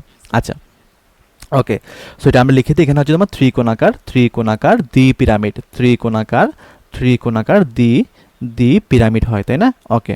তো দেখো ভাইয়া যে আমার sf4 যেটা আছে সেটা কিন্তু চতুস্থলকীয় নয়। তাহলে এখানে আনসার কোনটা হবে? আনসার কিন্তু এখানে আমাদের ডি হবে। আনসার এখানে কোনটা হবে? আনসার এখানে আমাদের হবে ডি। আচ্ছা, এখন বলছে H2O তে অক্সিজেন হচ্ছে তোমার কেন্দ্রীয় পরমাণু। তো এখানে পরমাণুটিতে কোন ধরনের সংকরায়িত আছে? তো আমরা চলো একবার বাই করি, তোমাদেরকে একটু প্র্যাকটিসও করাই। তার মানে x সমান সমান কি হবে? x সমান সমান হবে half v plus m minus c হবে, তাই না? ওকে, তো আমি এখানে দিলাম হাফ দিলাম, ওকে। এখন দেখো ভাই আমার এখানে কেন্দ্রীয় পরমাণু কোনটা? অক্সিজেন, কারণ এখানে অক্সিজেন কম আছে। সো অক্সিজেনের মধ্যে দেখো যে আমার শেষ শক্তি স্তরে ইলেকট্রন করা থাকে অক্সিজেনের, অক্সিজেন শেষ শক্তি স্তরে কিন্তু ইলেকট্রন থাকে তোমার 6টা। ওকে, মানে 2 6। এখানে দেখো তো একযোজি ইলেকট্রন মানে একযোজি পরমাণু কয়টা আছে, একযোজি পরমাণু কিন্তু এখানে 2টা আছে। সো আমরা এখানে দিলাম 2 দিলাম। ওকে, আচ্ছা এখানে কি কোনো চার্জ আছে, কোনো চার্জ নেই, তার মানে এখানে আমরা চার্জ দিলাম 0 দিলাম। ওকে, আচ্ছা তাহলে এখানে দেখো তো এখানে আমার কত আসে, এখানে কিন্তু আমার 4 আসে মানটা, ওভারঅল মানটা 4 আসে। তো 4 আসে মানে এখানে কি হবে, এখানে হবে তোমার sp3 সংকরায়ন হবে। কি হবে, sp3 সংকরায়ন হবে। তাহলে এখানে আনসার কোনটা হবে, আনসার কিন্তু এখানের মধ্যে সি হবে। আচ্ছা, আরে বস বলবান তোমরা তো সবাই পারো, সেরা সেরা। আচ্ছা এখন বলছে যে কোন অণুর কেন্দ্রীয় পরমাণুতে sp3d সংকরায়ন ঘটে। আচ্ছা ওকে, তো চলো আমরা এটা একটু বাইর করার ট্রাই করি। তুমি দেখবা তুমি সবগুলো মোটামুটি বাইর করবা, ঠিক আছে, সবগুলো বাইর করবা। তারপর হচ্ছে তুমি যখন তুমি সি নাম্বার PCl5 যেটা আছে সেটা যখন বাইর করবা তখন তুমি দেখবে sp3d আসে। মানে এগুলো আমাকে ম্যানুয়ালি একটু বাইর করতে হবে, যদি এগুলো টাইম কনজিউমিং, বাট তোমাদের বুঝতে পারলেই হয়েছে আর কি। তোমরা অনেকে বলবা যে ভাই এগুলো শর্টকাট দেখান, এগুলো আসলে শর্টকাট আসলে মানে খুব একটা বেশি কাজে দেয় না আর কি, খুব একটা বেশি কাজে দেয় না। তো এগুলো আমাদের এইভাবে বাইর করতে হবে আর কি। ওকে, তো দেখো আমরা এখানে কিন্তু যদি আমি এক্স মানটা বাইর করি, এক্স মান কী হবে, half into V plus M minus কী হবে, সি হবে। হাফ দিলাম, ঠিক আছে ভাইয়া। এখানে ফসফরাস যেটা আছে তার শেষ কক্ষপথে ইলেকট্রন কয়টা আছে, 5টা আছে, দিলাম। Okay fine. ক্লোরিন হচ্ছে তোমার গ্রুপ 17, তার মানে এটা হচ্ছে একযোজি পরমাণু। সো একযোজি পরমাণু কী ভাইয়া বলতো, একযোজি পরমাণু হচ্ছে তোমার এখানে কয়টা আছে, 5টা আছে, তার মানে এখানে দিলাম আমি 5টা দিলাম। ওকে, আর এখানে কি কোনো চার্জ আছে, কোনো চার্জ আছে, তার মানে এখানে কী আছে, 0 আছে। সো দেখো ভাইয়া যে আমার এখানের মধ্যে মানে মোট অবমান 10 ইন্টু হাফ মানে কত আসে, 5 আসে। আর 5 আসা মানে সেটা sp3d সংকরায়ন। তাহলে PCl5 যেটা আছে সেটা হচ্ছে তোমার sp3d সংকরায়ন। তোমরা আর যদি কোনো কিছু না মনে রাখো, তোমরা সবসময় মাথায় রাখবা যে PCl5 হচ্ছে তোমার sp3d সংকরায়ন। এটা একদম টানা মুখস্থ রাখবা, টানা মুখস্থ রাখবা। এখান থেকে কিন্তু অনেক বেশি পরিমাণে কোয়েশ্চেন পরীক্ষাতে আসে, টানা মুখস্থ রাখবা। পরীক্ষাতে কিন্তু PCl5 থেকে অনেক বেশি পরিমাণে কোয়েশ্চেন দেয়, মানে স্যারদের অনেক ফেভারিট একটা যোগ হচ্ছে তোমার PCl5। আচ্ছা ওকে ওকে, ঠিক আছে। আচ্ছা, তো এখানে কি বলছে, ACl5 এর জ্যামিতিক আকৃতি হচ্ছে কোনটি, এর পারমাণবিক সংখ্যা হচ্ছে তোমার 15। তো পারমাণবিক সংখ্যা 15 মানে কি পি। তো দেখো PCl5, পি এখানে এ হবে তোমার পি, তার মানে এখানে কি হবে PCl5। তো PCl5 এর আমরা সংকরণ কি জানি, আমরা সংকরণ জানি sp3d জানি, তাই না, sp3d জানি। আর sp3d মানে কি, তার আকৃতি কি হবে, ত্রিকোণাকার দ্বিপিরামিড, ত্রিকোণাকার দ্বিপিরামিড জানি, তাই না, ত্রিকোণাকার দ্বিপিরামিড জানি। তো এখানে আনসার কোনটা হবে, দেখো তো আনসার এখানে কিন্তু সি হবে। আনসার কোনটা হবে, আনসার এখানে হবে সি। মানে কোনো কিছু মনে না রাখো, তুমি জাস্ট মাথায় রাখো যে sp3 হচ্ছে তোমার সরি PCl5 হচ্ছে তোমার sp3d সংকরায়ন, ঠিক আছে। ওকে, এখন দেখো ঠিক একইভাবে দেখো sp3d সংকরিত যৌগ কোনটি, দেখো এখন এখানে কিন্তু একটা ঝামেলা আছে। আচ্ছা একটুকে দেখি তো, আমরা এখানের মধ্যে SF6 ছিল। ওকে, এখানে কিন্তু একটা ঝামেলা আছে, যেহেতু এখানে সবগুলো লেখা আছে, তার মানে এখানে আমাকে একটু চেক করে দেখতে হবে, এখানে আমাকে একটু চেক করে দেখতে হবে যে মানে সবগুলো হয় কিনা। বাট একটু আগে দেখো যে আমার এখানে কিন্তু সবগুলো ছিল না, একটাতে কিন্তু সবগুলো ছিল না, এই জন্য আমরা কিন্তু একদম ডিরেক্ট বসে দিতে পারছি। বাট এখানে যেহেতু সবগুলো বলে দিচ্ছে, তার মানে এখানে আমাকে চেক করে দেখতে হবে। তো SF4 এটার ক্ষেত্রে আমরা দেখি যে এখানে sp3d আছে কিনা। সো আমরা দেখি যে এক্স মান কত আসে, এক্স মান হচ্ছে তোমার হাফ, তারপর এখানে কি হবে, V plus M minus C হবে, তাই না। ওকে, তার মানে দেখো হাফ দিলাম। ওকে, এখন দেখো সালফার তার শেষ কক্ষপথে ইলেকট্রন আছে তোমার 6টা, আর এখানে একযোজি পরমাণু কয়টা আছে, 4টা আছে। তোমরা দিলাম 4 দিলাম আমি। আর এখানের মধ্যে দেখো যে কোনো চার্জ তার মানে এখানে 0 আছে, তার মানে দেখো যে 6 আর 4 10, 10 ইন্টু হাফ মানে হচ্ছে তোমার 5। তো 5 থাকা মানে এখানে কি আছে, sp3d সংকরণ আছে। তাহলে দেখো এখানেও sp3d আছে, এখানে sp3d আছে, তাহলে এইটাও তো হবে, যেহেতু সবগুলো অপশন আছে। তাহলে এখানে আনসার কোনটা হবে, আনসার কিন্তু এখানের মধ্যে ডি হবে। আনসার এখানে কোনটা হবে, আনসার এখানের মধ্যে ডি হবে। আচ্ছা ওকে, এখন বলছে যে কোন যৌগটি সরল রৈখিক নয়। আচ্ছা এটা যদি তোমরা এখন না বুঝো, আমরা আচ্ছা তো আমি লিখে দিই, যদি না বুঝো কোনো সমস্যা নেই, জাস্ট স্কিপ, আমরা একটু পরে এটা ডিটেলসে বুঝবো। দেখো কার্বন ডাইঅক্সাইড যেটা আছে তার স্ট্রাকচারটা কেমন, কার্বন ডাইঅক্সাইড স্ট্রাকচার হচ্ছে তোমার এখানে থাকবে অক্সিজেন, এখান থেকে কার্বন, সরি দুঃখিত, দেখো এখানে থাকবে একটা কার্বন, এখানে থাকবে একটা অক্সিজেন, এখানে থাকবে একটা অক্সিজেন থাকবে। এটা হচ্ছে তোমার, দেখো এদিকে একটা ভাইয়া বলো তো, এটা হচ্ছে তোমার একটা সরল রৈখিক। আবার দেখো C2H, এটা কি একটা ইথাইন না, ইথাইন মানে কি CH ট্রিপল বন্ড CH, এটা হচ্ছে ইথাইন। কেন, কারণ এটা হচ্ছে তোমার CnH2n-2, তোমার এটাকে রিপ্রেজেন্ট করতেছে আর কি। অক্সিজেন যেটা আছে, অক্সিজেন কীভাবে থাকে, অক্সিজেন কিন্তু ডাবল বন্ধনের মাধ্যমে থাকে। তাহলে দেখো এই তিনটা কিন্তু তোমার সরল রৈখিক, বাট আমার চাইছে কোনটি সরল রৈখিক নয়। এখন H2S যেটা আছে, H2S এর স্ট্রাকচারটা হচ্ছে তোমার এরকম, যে কেন্দ্রীয় পরমাণুতে সালফার থাকে, তারপরে এখান থেকে একটা হাইড্রোজেন, এখান থেকে একটা হাইড্রোজেন। তাহলে দেখো এটা কি সরল রৈখিক, এটা কিন্তু সরল রৈখিক না। তার মানে এখানে আনসার কোনটা হবে, আনসার কিন্তু এখানের মধ্যে বি হবে। আচ্ছা ওকে ওকে ওকে, আচ্ছা, যদি না বুঝো কোনো সমস্যা নেই, আমরা বোঝার ট্রাই করবো। দেখো ওকে, এখন আমাকে বলছে যে এখানের মধ্যে COCl2 এর কার্বন পরমাণুটি কোন ধরনের সংকরায়িত। আচ্ছা, তো আমরা সংকরণ এক সমান সমান কি জানি, হাফ ইন্টু কি জানি আমরা V plus M minus C জানি। ওকে, তো আমরা এখানে দিলাম হাফ। এখন দেখো কি বলছে, কার্বন বলছে, তো কার্বনের শেষ কক্ষপথে ইলেকট্রন কয়টা আছে, 4টা আছে। তার মানে এখানে দেবো আমরা 4টা, মানে কার্বন হচ্ছে তোমার কি থাকে 2 4, তাই না, 2 4 থাকে। তো 4 দিলাম। ওকে, এখন দেখো আমরা এখানে দেখবো একযোজি পরমাণু কয়টা আছে। দেখো ক্লোরিন হচ্ছে তোমার গ্রুপ 17, তার মানে ক্লোরিন এখানে কি একযোজি, তার মানে একযোজি কয়টা আছে, 2টা আছে। এখন তোমরা আমাকে বলো তো ভাইয়া যে আমার অক্সিজেন যেটা আছে, অক্সিজেন সেটা কি একযোজি নাকি দ্বিযোজি। দেখো অক্সিজেন কিন্তু তোমার গ্রুপ 16 এবং অক্সিজেনের যোজনী কত, অক্সিজেনের যোজনী কিন্তু 2। তো যেহেতু যোজনী 2, তার মানে সেটা কি দ্বিযোজি, বাট আমার লাগবে একযোজি। এখানে কি কোনো চার্জ আছে, কোনো চার্জ নাই, তার মানে চার্জ কত, 0।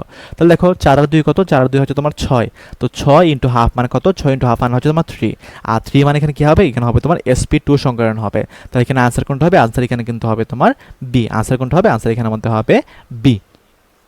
আচ্ছা ওকে, ঠিক আছে। আচ্ছা ওকে, আচ্ছা এখন আমরা চাইলে কিন্তু এটাকে একটু ওইভাবে দেখাই তোমাদেরকে। আমি যে আরেকটা নিয়ম দেখছেন, দেখো COCl2, দেখো তো কার্বন এখানের মধ্যে দেখো যে অক্সিজেন 2 হাতে আছে অক্সিজেন, আর কার্বনের বাকি 2 হাতে 2টা ক্লোরিন আছে, বাকি 2 হাতে 2টা ক্লোরিন আছে। ওকে, এখন তোমরা আমাকে বলো তো ভাই এখানের মধ্যে কার্বনের কি কোনো মুক্তজোড় ইলেকট্রন আছে কিনা। দেখো তো কার্বন এখানে কি করছে ভাইয়া বলো তো, কার্বন এখানে একটা ইলেকট্রন দিছে, এখানে একটা ইলেকট্রন দিছে, এখানে একটা ইলেকট্রন দিছে, এখানে একটা ইলেকট্রন দিছে।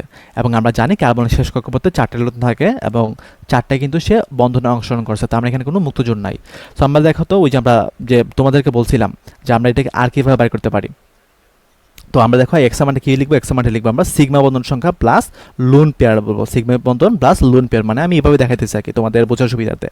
এখন তোমরা আমাকে বলো তো ভাইয়া যে আমার এখানের মধ্যে কয়টা সিগমা বন্ধন আছে। দেখো এখানে আছে একটা সিগমা বন্ধন, এখানে আছে একটা সিগমা বন্ধন, আর এখানে ডাবল বন্ধন। যারা অর্গানিক পড়ছো তারা হয়তো বুঝতে পারবা যে ডাবল বন্ধন মানে একটা সিগমা আছে একটা পাই আছে। তার মানে এখানে সিগমা বন্ধন কয়টা আছে, 3টা আছে।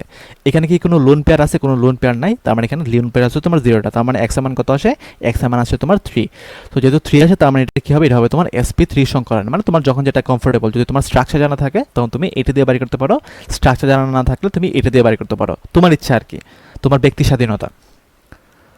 আচ্ছা ওকে, এখন দেখো কি বলছে যে CH4 এর পূর্ণ দহনের সময় কার্বন পরমাণুর সংকরণে কি পরিবর্তন ঘটে। এটা হচ্ছে আমরা অর্গানিকে পড়ছিলাম যে আমরা অ্যালকেন যেটা আছে, অ্যালকেনকে যদি আমি দহন করি, দহন মানে কি অক্সিজেন দ্বারা পোড়াবো। সো অ্যালকেনকে যখন আমি অক্সিজেন দ্বারা পোড়াবো তখন সেখানে কি উৎপন্ন হবে, তখন সেখানে কিন্তু কার্বন ডাইঅক্সাইড উৎপন্ন হবে এবং সেখানের মধ্যে কি হবে, সেখানের মধ্যে তোমার পানি উৎপন্ন হবে, তাই না। এটা আমরা অর্গানিকে পড়ছিলাম, অথবা মানে ওই যে আমরা পরিমাণগত রসায়নে পড়ছিলাম, মানে দুইটাতেই পড়ছিলাম যে CH4 এটা তো একটা মিথেন মানে অ্যালকেন, অ্যালকেনকে যখন আমরা অক্সিজেনের সাথে দহন করবো তখন সেখানে কার্বন ডাইঅক্সাইড উৎপন্ন হবে এবং পানি উৎপন্ন হবে। আচ্ছা এখন বলছে যে সংকরণের কি পরিবর্তন ঘটে। সো আমাকে দেখতে হবে শুরুতে কি সংকরণ ছিল, এখন কি সংকরণ হয়েছে। সো দেখো আমরা CH4 ক্ষেত্রে দেখি, CH4 ক্ষেত্রে আমার কি সংকরণ আছে। সো দেখো আমরা এখানে x এর মান বাড়ি করি, x সমান সমান কি হবে, half into V plus M minus C হবে। ওকে, তাহলে দেখো হাফ দিলাম আমি। ওকে, তো কার্বনের শেষ কক্ষপথে কয়টা ইলেকট্রন আছে, 4টা আছে। তো আমি এখানে দিলাম 4, এখানে একযোজি কয়টা আছে, 4টা আছে, তো আমরা দিলাম 4 দিলাম, আর এখানে কোনো চার্জ নেই মানে 0। তার মানে এখানে কত হবে, এখানে হবে তোমার 4 হবে, আর 4 হওয়া মানে এখানে কি আছে, sp3 সংকরণ আছে। আচ্ছা ওকে, এখন আমরা দেখবো যে কার্বন ডাইঅক্সাইড যেটা আছে সেখানে আমার কি সংকরণ আছে, আমরা একটু বোঝার ট্রাই করি। আচ্ছা ওকে, এখন আমরা দেখি যে আমার কার্বন ডাইঅক্সাইড যেটা আছে সেখানে আমার কি সংকরণ আছে। তো কার্বন ডাইঅক্সাইড ক্ষেত্রে দেখি আমরা কার্বন ডাইঅক্সাইড, তো এখানে দেখি আমরা যে x সমান সমান কি হবে, হাফ ইন্টু কি হবে, V plus M minus C হবে। ওকে, তো দেখো হাফ দিলাম, কার্বনের শেষ কক্ষপথে ইলেকট্রন কয়টা আছে, 4টা আছে। এখানে কি কোনো একযোজি আছে, অক্সিজেন তো তোমার দ্বিযোজি, একযোজি নাই, তার মানে এখানে M হচ্ছে তোমার 0, কোনো চার্জ নেই, তার মানে এটা হচ্ছে তোমার 0। তার মানে হাফ ইন্টু 4 মানে 2, আর 2 মানে সেটা হবে তোমার sp সংকরণ। তার মানে শুরুতে ছিল sp3 সংকরণ এবং সেটা কি হয়ে গেছে, sp সংকরণ হয়েছে। সো sp3 থেকে sp, তাহলে এখানে আনসার কোনটা হবে, আনসার কিন্তু এখানে A হবে। সো এটা কিন্তু খুবই ভালো একটা কোশ্চেন ছিল এবং মানে ভালো মানে কনসেপ্ট ক্লিয়ারিং একটা কোশ্চেন ছিল আর কি। আচ্ছা, তো এখন আমরা দেখব যে সংকরায়নের মাধ্যমে আমরা কিভাবে মুক্তজোড় ইলেকট্রন কাউন্ট করতে পারি। ঠিক আছে, এটা হচ্ছে আমাদের একটা ট্রিক্স। ওকে, তো তুমি মাথায় রাখবা যে আমরা কীভাবে মুক্তজোড় বের করবো। তো তুমি মুক্তজোড় বের করবো হচ্ছে তোমার সংকরণের মান মাইনাস হচ্ছে তোমার সারাউন্ডিং, এটা মানে চারপাশের অ্যাটমগুলো আর কি। আচ্ছা তোমরা একটু বুঝে ট্রাই করে দেখো। তো CH4 যেটা আছে তার সংকরণ মানে x এর মান যদি হাফ BMC দিয়ে বাড়ি করো, তুমি দেখবে এখানে তোমার 4 আসছে। তো তুমি এখানে ক্ষেত্রে যদি তুমি এক্স এর মান বাই করো, তুমি দেখবে এখানের মধ্যে 4 আসছে, মানে তুমি যখন বাই করবে, আমি তো জানি যেন আমি ডিরেক্ট লিখে ফেলতেছি আর কি টাইম বাঁচানোর জন্য। তুমি যখন এখানে এক্স এর মান বাই করবে, তুমি দেখবে এখানের মধ্যে 4 আসতেছে। আচ্ছা, তো এখন আমাকে বাই করতে হবে এখানে মুক্ত জোড় কয়টা আছে। সো আমরা জানি মুক্ত জোড় সমান সমান কি হবে, মুক্ত জোড় সমান সমান হবে আমার যে সংকৃত অরবিটাল মানে এক্স মাইনাস সারাউন্ডিং অ্যাটম। এখন সারাউন্ডিং অ্যাটম মানে কি, চারপাশের মানে পরমাণু কয়টা আছে দেখো, এটা চারপাশে পরমাণু কয়টা আছে, 4টা আছে। তার মানে দেখো এক্স মাইনাস 4, তো এক্স এর মান কত ভাই বলতো, এক্স এর মান হচ্ছে তোমার 4, 4 মাইনাস 4 মানে এখানে কত হবে, 0 হবে। তার মানে এখানে মুক্ত জোড় কয়টা আছে, মুক্ত জোড় হচ্ছে তোমার 0টা আছে। তোমরা যারা বুঝো নাই, আমি তোমাদেরকে বোঝানোর ট্রাই করে দেখো। তো এখানে আমরা মুক্ত জোড় কয়টা আছে দেখো, আমরা মুক্ত জোড় জানি এখানের মধ্যে এক জোড়া আছে আর কি, আমরা গত ক্লাসে দেখছিলাম। তাও আমরা দেখি এখানে আমার এই সূত্রটা মানে ম্যাচ হলো কিনা। তাহলে দেখো আমার এখানে সংকরিত অরবিটাল মান কত 4, আর এখানের মধ্যে আমার মানে কেন্দ্রীয় পরমাণুর চারপাশে কয়টা পরমাণু আছে। আমার এখানে তো মানে এটা হচ্ছে কেন্দ্রীয় পরমাণু, এটা কেন্দ্রীয় পরমাণু। কেন্দ্রীয় পরমাণু নাইট্রোজেন, যেটা কম আছে সেটা হচ্ছে কেন্দ্রীয় পরমাণু। কেন্দ্রীয় পরমাণু চারদিকে কয়টা পরমাণু আছে, এটা হচ্ছে তোমার 3টা আছে সারাউন্ডিং ইলেকট্রন। তার মানে এখানে কয়টা মুক্ত জোড় আছে, একটা আছে। সো দেখো আমরা গত ক্লাসে দেখছিলাম যে এনএসটি কিন্তু এক জোড়া মুক্ত জোড় ইলেকট্রন থাকে। এখন আমরা এখানে দেখি যে আমার মুক্ত জোড় কয়টা আছে। তো মুক্ত জোড় এখানে কয়টা হবে ভাইয়া বলতো, মুক্ত জোড় এখানে হবে দেখো যে আমার এখানের মধ্যে 4 মাইনাস, এখানের মধ্যে দেখো কেন্দ্রীয় পরমাণু হচ্ছে তোমার এইটা, তো এটার চারপাশে কয়টা পরমাণু আছে, 2টা আছে। তো 4 মাইনাস 2 মানে এখানে কত হবে, 2 হবে। সো আমরা গত ক্লাসে দেখছিলাম যে পানি যেটা আছে, পানির মধ্যে কয়টা থাকে, পানির মধ্যে কিন্তু আমার 2 জোড়া মুক্ত জোড় ইলেকট্রন থাকে, তাই না? তো এটা ছিল আমাদের ট্রিক্স আর কি। আচ্ছা, ওকে ওকে ওকে, সাবাস। ওকে, এখন দেখো আমরা দেখি যে IO3 মাইনাস অথবা ClO3 মাইনাস। আচ্ছা, তোমরা এটা একটু হোমওয়ার্ক করে নিবা নিজেরা, আমি তোমাদেরকে এটা একটু বোঝানোর ট্রাই করি, ঠিক আছে? এটা একটু বোঝানোর ট্রাই করি, দুইটা সেম। ওকে, আচ্ছা, তো আমরা এটা একটু বাড়ি করে দেখো, মানে এটা যদি তুমি নর্মালি বাড়ি করতে যাও তোমার কিন্তু অনেক প্যারা হয়ে যাবে। এখানে মুক্ত জোড় কয়টা আছে, তোমার বাড়ি করতে অনেক বেশি প্যারা হয়ে যাবে। এটা হচ্ছে ClO3 মাইনাস। আচ্ছা, তো এটা আমরা কি করবো দেখবা, তোমার প্রশ্ন ব্যাংকের মধ্যে এটা কিন্তু অনেক কঠিনভাবে দেওয়া আছে, লুই স্ট্রাকচার, মুই স্ট্রাকচার, এগুলো তো তোমাদের বইয়ে নাই, এই জন্য এগুলো আমি দেখাইতে চাইতেছি না, আমি তোমাদেরকে ট্রিক্স দেখাতে চাচ্ছি। তো প্রথমে আমাকে কি করতে হবে, এখানে আমার সংকরণের মান বাড়ি করতে হবে। তো আমরা এখানে দিলাম হাফ দিলাম, ওকে। তারপর এখানে কি দেবো আমরা, V plus M minus C দিলাম, ওকে। আচ্ছা দেখো এখানে দিলাম হাফ দিলাম, এখানে কেন্দ্রীয় পরমাণু কোনটা, যেটা কম আছে সেটা হচ্ছে কেন্দ্রীয় পরমাণু। ক্লোরিনের শেষ কক্ষপথে ইলেকট্রন কয়টা আছে, 7টা আছে, ওকে ওকে। এখন তোমরা আমাকে বলো ভাই যে আমার এখানের মধ্যে কোনো একযোজী পরমাণু আছে, অক্সিজেন তো দ্বিযোজী, একযোজী নাই, তার মানে এখানে এম এর মান কত হবে, 0 হবে। মাইনাস দিলাম, এখানে চার্জ কত ভাই বলতো, -1, তার মানে এখানে দেবো আমরা -1 দেবো, তাই না? ওকে, তো আমরা এখানের মধ্যে লিখলাম, আমি দাঁড়াও একটা মিনিট, এখানে থার্ড ব্র্যাকেট দিলাম, ওকে। তার মানে দেখো এখানে আমার সংকরণ এক্স এর মান কত হবে, হাফ ইন্টু 7 প্লাস মাইনাসের প্লাস, তার মানে 7 ইন্টু 4, তার মানে 4 কাটা, 4 2 কাটা, তার মানে এখানে কি থাকতেছে, এখানে থাকতেছে আমার সরি এখানে তো 8 হবে, তাই না? দুঃখিত, এখানে কি হবে, 8 হবে, তাই না? 8, তার মানে এখানে কাটাকাটি করলে এখানে কি আসবে, তোমার 4 আসবে। তার মানে এখানে এক্স এর মান কত, 4 আসছে। আচ্ছা, তো এক্স এর মান এখানে 4 আসতেছে, তার মানে এখানে আমরা মুক্ত জোড় বাড়ি করবো। সো মুক্ত জোড় আমরা কি জানি, মুক্ত জোড় আমরা জানি যে এক্স এর মান মাইনাস সারাউন্ডিং অ্যাটম সংখ্যা, ওকে। তো এখানে এক্স এর মান কত, এক্স এর মান হচ্ছে তোমার 4 দিলাম, ওকে। সারাউন্ডিং অ্যাটম দেখো কেন্দ্রীয় পরমাণু চারপাশে কয়টা পরমাণু আছে, 3টা আছে, তার মানে 4 - 3 মানে এখানে কয়টা আছে, আমার এক জোড়া মুক্ত জোড় আছে। এখানে কয় জোড়া আছে, এক জোড়া মুক্ত জোড় আছে। তো আশা করি সবাই এই জিনিসটা বুঝতে পারছো, এটা কিন্তু প্রশ্ন ব্যাংকে ছিল, আর তোমাদের জন্য এটা কিন্তু হোমওয়ার্ক, ওকে ওকে ওকে, ঠিক আছে, ওকে। তো আশা করি সবাই এটা বুঝতে পারছো, ওকে। আচ্ছা, তোমরা কি বুঝতেছো নাকি ক্লাস বেশি বোরিং লাগতেছে? আমাকে একটু জানাও তো, ক্লাস কেমন লাগতেছে আজকের ক্লাসটা? আচ্ছা, তো দেখো এখন আমরা দেখবো ভেসপার থিওরি। আচ্ছা, ভেসপার থিওরি এগুলো মানে এত বেশি বোঝার দরকার নাই, তুমি জাস্ট মাথায় রাখবা যে লোন পেয়ারের বিকর্ষণ সবচেয়ে বেশি, তারপর হবে তোমার লোন পেয়ার বন্ড পেয়ারের বিকর্ষণ তার চেয়ে একটু কম, তারপর বন্ড পেয়ারের বিকর্ষণ তার চেয়ে আরেকটু কম। সো মানে এত এই জিনিসগুলোতে আমার যাওয়ার দরকার নেই, তুমি জাস্ট মাথায় রাখবা যে সংকরণ যদি আমার একই হয়, সংকরণ একই হলে লোন পেয়ার বাড়লে বন্ধন কোণ কমে, আবার সংকরণ এবং লোন পেয়ার সংখ্যা একই হলে তড়িৎ ঋণাত্মকতা যত বাড়বে বন্ধন কোণ তত বাড়বে। আচ্ছা, তো তুমি যদি মানে বাইর করো, দেখো CH4 যদি আমরা লিখি, CH4 যেটা আছে, CH4 এর মধ্যে কি কোনো মুক্ত জোড় আছে? এখানে কিন্তু কোনো মুক্ত জোড় নাই, ঠিক আছে? আচ্ছা, ওকে, মুক্ত জোড় নাই, এখানে কিন্তু মুক্ত জোড় নাই। এখানে মুক্ত জোড় কয়টা আছে? মুক্ত জোড় কিন্তু এখানে একটা আছে, এখানে মুক্ত জোড় তোমার 2টা আছে, তাই না? মুক্ত জোড় 2টা আছে, ওকে। আচ্ছা, ওকে, তো দেখো ভাইয়া, তুমি যদি এখানে হিসাব করো তুমি দেখবা যে আমার এখানে তোমার sp3 সংকরণ আসে, ওই যে হাফ বিএমসি, ওই যে আমরা একটু সূত্র বাই করছি, মানে এই সূত্রের মাধ্যমে তুমি বাই করো, যদি দেখো যে তুমি এখানে দেখবে sp3 সংকরণ আসতেছে, এখানেও sp3 সংকরণ আসতেছে, আবার এখানে কি আসতেছে sp3 সংকরণ আসতেছে। ওকে, তাহলে দেখো ভাইয়া যে আমার তিনটারে কিন্তু sp3 সংকরণ, তিনটায় কি sp3 সংকরণ। তাহলে sp3 সংকরণ হলে আমরা কোন কত জানি, আমরা জানি যে sp3 হইলে তোমার সংকরণ হয় তোমার মানে কোণ হয় তোমার 109.5 ডিগ্রি হয়। বাট যেহেতু এখানে কোনো মুক্তজোর নাই, এই জন্য এটা হচ্ছে তোমার 109.5 ডিগ্রি, 109.5 ডিগ্রি। যেহেতু এখানে একটা মুক্তজোর চলে আসে, তো মুক্তজোর যদি বাড়ে, তুমি মাথায় রাখবা যে লোন পেয়ার যদি বাড়ে, আচ্ছা একটা মিনিট তোমরা একটু লাইনে থাকো, আমি 2 মিনিটের মধ্যে আসতেছি, দাঁড়াও একটা মিনিট।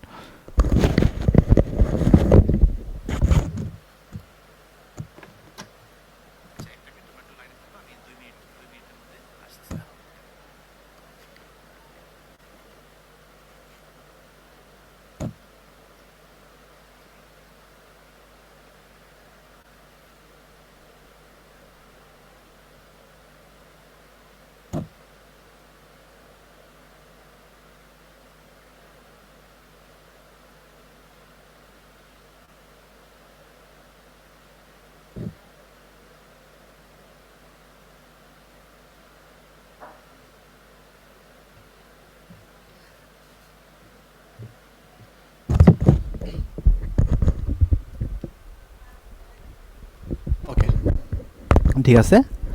ওকে, তো আমরা চলো শুরু করি। আচ্ছা, তো দেখো ভাইয়া যে যেহেতু আমার এখানে মুক্তজোর বাড়ছে, মাথায় রাখবা যে লোন পেয়ার যত বাড়বে বন্ধন কোণ তত কম হবে, বন্ধন কোণ তত কম হবে, ঠিক আছে। তাহলে দেখো এখানে একটা মুক্তজোর আসে, তার মানে তার বন্ধন কোণ 109 থেকে কমে সেটা কত হয়ে যাবে, 107 ডিগ্রি হয়ে যাবে, সেটা কি হবে 107 ডিগ্রি হয়ে যাবে।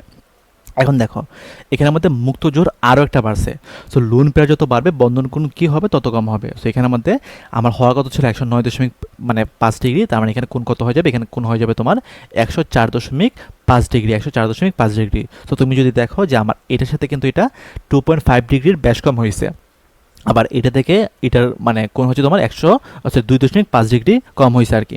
আচ্ছা, ওকে ওকে, তো আশা করি সবাই বুঝতে পারছো। ওকে, এখন দেখো কি বলছে যে SO3 এর বন্ধন কোণ 120 ডিগ্রি হলেও SO2 যেটা আছে তার বন্ধন কোণ 119 ডিগ্রি হয় কেন। আচ্ছা, তো প্রথমে আমরা দেখি যে SO3 যেটা আছে, SO3 এর মধ্যে কোনো মুক্তজোর আছে কিনা। সো আমরা এখানে দিলাম সালফার, তারপর দেখো এখানে কি আছে, 3টা অক্সিজেন আছে। তার মানে দেখো আমরা এখানে দিলাম একটা অক্সিজেন দিলাম, আমরা এখানে দিলাম একটা অক্সিজেন, আমরা এখানে দিলাম একটা অক্সিজেন দিলাম। ওকে, আচ্ছা, তো দেখো ভাইয়া আমরা এখানে যদি লিখি, ওকে, তো আমরা যদি এখানের মধ্যে একটু লিখি, দেখো যে আমার এখানের মধ্যে সালফার একটা ইলেকট্রন দিল, এখানে সালফার একটা ইলেকট্রন দিল, এখানে সালফার একটা ইলেকট্রন দিল, এখানে সালফার একটা ইলেকট্রন দিল, এখানে সালফার একটা ইলেকট্রন দিল, এখানে সালফার একটা ইলেকট্রন দিল। ওকে, এখন তোমরা আমাকে বলো তো ভাইয়া যে আমার এখানের মধ্যে সালফারের মধ্যে মোট কয়টা বন্ধনে অংশগ্রহণ করছে, 6টা অংশগ্রহণ করছে। আর আমরা জানি সবাই যে সালফারের শেষ কক্ষপথে 6টা ইলেকট্রন থাকে। তো 6টা ইলেকট্রন থাকে এবং 6টি বন্ধনে অংশগ্রহণ করে ফেলছে, তার মানে এখানে কিন্তু কোনো মুক্তজোড় নেই, এখানে কিন্তু কোনো মুক্তজোড় নেই, ঠিক আছে, এখানে মুক্তজোড় নেই, এখানে মুক্তজোড় নেই। আচ্ছা, এখন আসি আমরা যে SO2, তো SO2 কীভাবে থাকে, সালফার থাকে এখানে, এখান থেকে একটা অক্সিজেন, এখান থেকে একটা অক্সিজেন থাকে, মানে অক্সিজেন হাতও দুইটা, তাই না। তো দেখো এখানে আমাদের কীভাবে বলতো, এখানে আমাদের হচ্ছে আমার যে সালফারে থাকে একটা মানে ইলেকট্রন, এখান থেকে একটা ইলেকট্রন, এখান থেকে একটা ইলেকট্রন, এখান থেকে একটা ইলেকট্রন। তো সালফারের শেষ কক্ষপথে হচ্ছে তোমার কয়টা ইলেকট্রন, সালফারের শেষ কক্ষপথে হচ্ছে তোমার 6টা ইলেকট্রন, এর মধ্যে 4টা ইলেকট্রন বন্ধনে অংশগ্রহণ করছে। তাহলে মুক্তজোড় কটা থাকবে, মুক্তজোড় থাকবে তোমার 2টা। ওকে, তাহলে দেখো এখানে কিন্তু কোনো মুক্তজোড় ছিল না, তো মুক্তজোড় যেহেতু ছিল না এই জন্য এটা কোন হয়েছিল কত, 120 ডিগ্রি।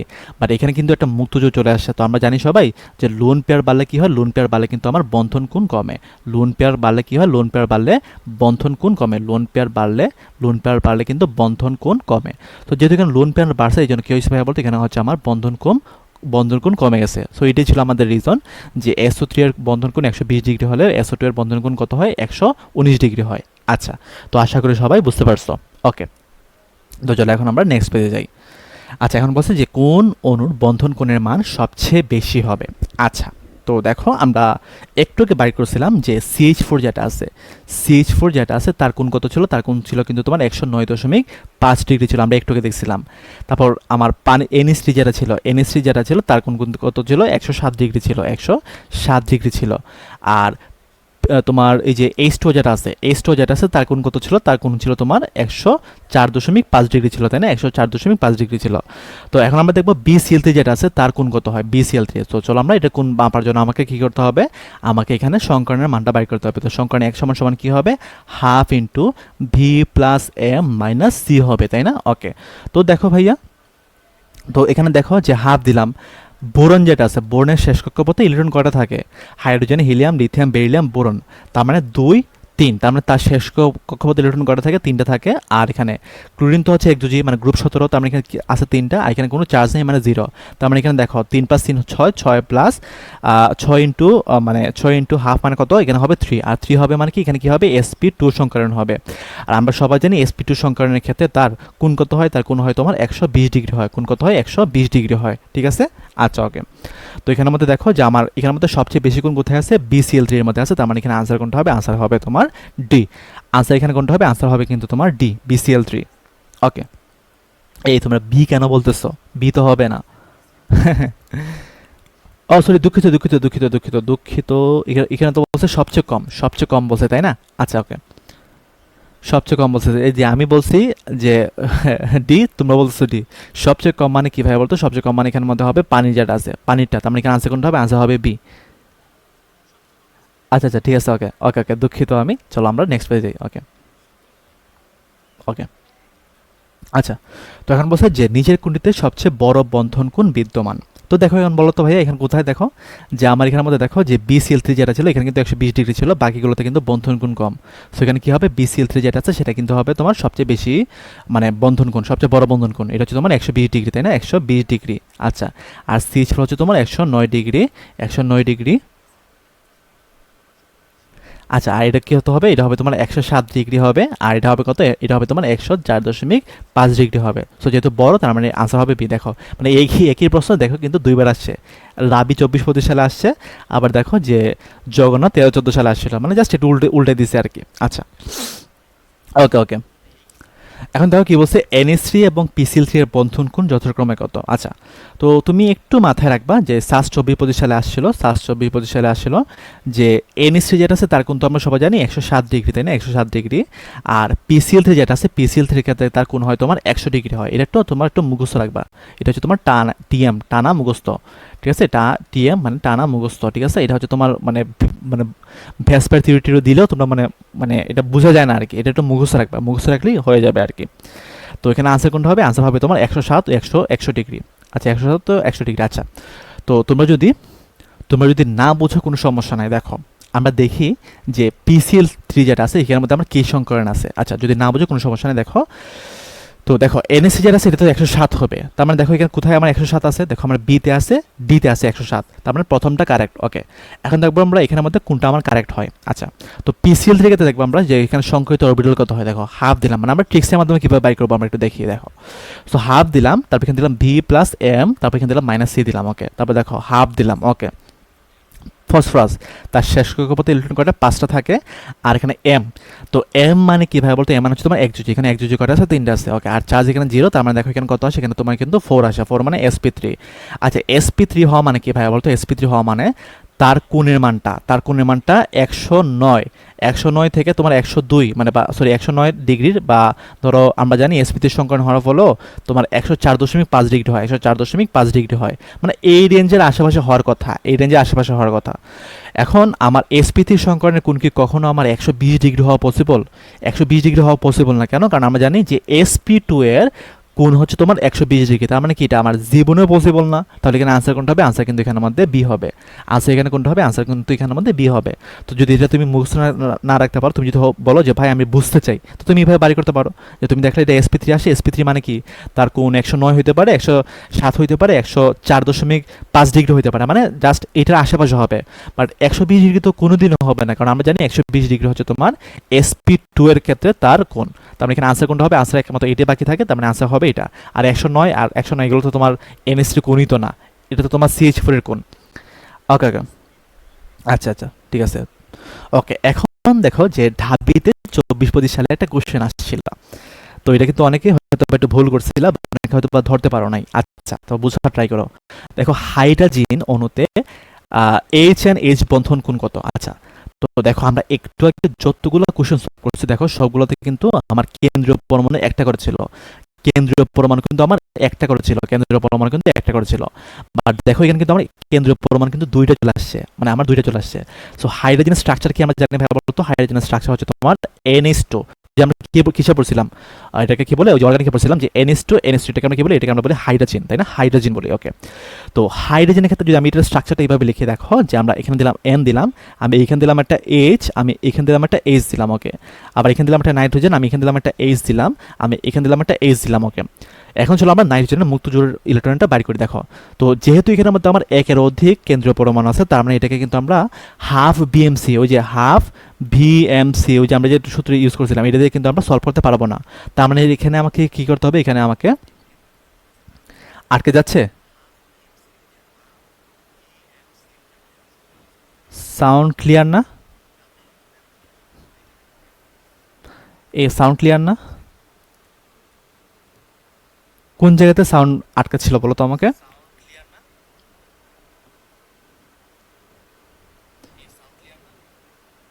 কোথায় আটকে ছিল একটু জানাও তো। আচ্ছা ঠিক আছে, কোন জায়গাটা বুঝছো নাই? আচ্ছা ঠিক আছে, ওকে। এখন দেখো ভাইয়া যে আমার এখানের মধ্যে দেখো যে নাইট্রোজেন যেটা আছে, নাইট্রোজেন কি করলো ভাইয়া বলতো? সিগমা বন্ধন তৈরি করছে। তার মানে দেখো এখানে একটা ইলেকট্রন আছে, এখানে একটা ইলেকট্রন আছে, এখানে একটা ইলেকট্রন আছে। তো আমরা জানি নাইট্রোজেনের শেষ কক্ষপথে ইলেকট্রন কয়টা থাকে? আচ্ছা এখন দেখো যে আমার নাইট্রোজেনের শেষ কক্ষপথে ইলেকট্রন কয়টা থাকে? ইলেকট্রন থাকে হচ্ছে তোমার চারটা, পাঁচটা থাকে। সো তিনটা বন্ধনে অংশগ্রহণ করছে, তার মানে কি ভাই বলতো? দুইটা মুক্তজোড় থাকবে। তার মানে এখানে দিলাম আমরা দুইটা মুক্তজোড় দিলাম। ওকে, তার মানে এখানে সেম হবে, এখানে থাকবে তোমার দুইটা মুক্তজোড়, আর এখানে কি হবে ভাই বলতো? এখানের মধ্যে আমার তিনটা বন্ধন অংশগ্রহণ হবে, এখানে হবে একটা, এখানে হবে একটা, এখানে হবে একটা। আচ্ছা, সো যেহেতু এখানের মধ্যে আমার একের অধিক, দেখো আমরা একটু যতগুলো করছিলাম যেমন PCl5, CH4, H2, দেখো সবগুলোতে কিন্তু আমার কেন্দ্রীয় পরমাণু একটা করে ছিল। বাট এখানে কিন্তু কেন্দ্রীয় পরমাণু একটা নাই। তার মানে এখানে আমাকে কি করতে হবে? ওই যে আমরা আরেকটা সূত্র বলছিলাম যে এক্স এর মান কি? এক্স এর মান হচ্ছে তোমার তোমার লোন মানে সিগমা বন্ধন সংখ্যা প্লাস লোন পেয়ার সংখ্যা। ওকে, তো এখন তোমরা আমাকে বলো তো ভাইয়া যে আমার কি বলছে যে H N H মানে আমাকে এই কোণটা বাড়ি করতে বলছে। H N H আমাকে এই কোণটা বাড়ি করতে বলছে। আচ্ছা, তো আমরা কি কোণ বাড়ি করতে পারবো না? দেখো আমরা প্রথমে কি করবো? এটা সংকরণ বাড়ি করবো, সংকরণ বাড়ি করবো। তো সংকরণ আমার কি হবে? এক সমান সমান কি জানি আমরা, যেহেতু এখানে আমরা VMC ইউজ করতে পারবো না, তার মানে এখানে কি করবো? আমরা এখানে আমরা সিগমা বন্ধন সংখ্যা ইউজ করবো প্লাস আমরা লোন পেয়ার দেবো, লোন পেয়ার দেবো। এখন আমরা H N H মানে আমার এই নাইট্রোজেন নিয়ে আমাকে ডিল করতে হবে। সো দেখো তো ভাই আমার এই যে নাইট্রোজেন আছে তার এখানে কয়টা সিগমা বন্ধন আছে? একটা আছে এখানে, এখানে আছে একটা, এখানে আছে একটা, তার মানে এখানে তোমার তিনটা সিগমা বন্ধন আছে। লোন পেয়ার কয়টা আছে? একটা আছে, তার মানে এখানে দিলাম আমরা এক দিলাম। তার মানে দেখো 3 + 1 মানে কত? 4। আর 4 মানে হওয়া মানে কি? এখানে কি আছে? sp3 সংকরণ আছে। আচ্ছা, এখন তুমি আমাকে বলো sp3 সংকরণ হলে সেটা কত ডিগ্রি হয়? 109.5 ডিগ্রি হয় না? 109.5 ডিগ্রি হয়। বাট এখানে কি একটা মুক্ত জোড় আছে না? সো মুক্ত জোড় থাকলে আমরা কি জানি? আমরা জানি মুক্ত জোড় থাকলে বন্ধন জোড় কমে, মানে বন্ধন কোণ কমে যায়। মুক্ত জোড় থাকলে কি হয়? বন্ধন কোণ কিন্তু কমে যায়। সো যেহেতু একটা মুক্ত জোড় আসে, তার মানে কি তার কোণ 2.5 কমে যাবে। তার মানে এখানে কোণটা কত হবে? কোণটা হবে তোমার 107 ডিগ্রি। কোণটা কত হবে? কোণটা হবে তোমার 107 ডিগ্রি। কেন? কারণ দেখো নর্মালি হচ্ছে আমার এখানে sp3 সংকরণ আছে। কেন sp3 সংকরণ আছে? যেহেতু আমরা H N H মানে আমরা নাইট্রোজেন নিয়ে ডিল করতেছি। তো আমার এই যে কোণটা আছে, এই কোণটা তো নাইট্রোজেনের সাপেক্ষে, তাই না? তো দেখো নাইট্রোজেনের মধ্যে আমার সিগমা বন্ধন কয়টা আছে? তিনটা আছে। আর লোন পেয়ারে কয়টা আছে? একটা আছে। তার মানে 3 + 1 মানে হচ্ছে তোমার 4, আর 4 থাকা মানে sp3 সংকরণ। বাট এখানে যেহেতু একটা মুক্তজোড় আছে, তো মুক্তজোড় থাকলে কি হবে? আমার কোণের মানটা একটু কমে যাবে, কমে সেটা কত হবে? 107 ডিগ্রি হবে। তাহলে এখানে আনসার কোনটা হবে? আনসার কিন্তু এখানের মধ্যে বি হবে। তোমাকে সবাই মোটামুটি বুঝছো কিনা? সবাই মোটামুটি বুঝছো কিনা? আচ্ছা,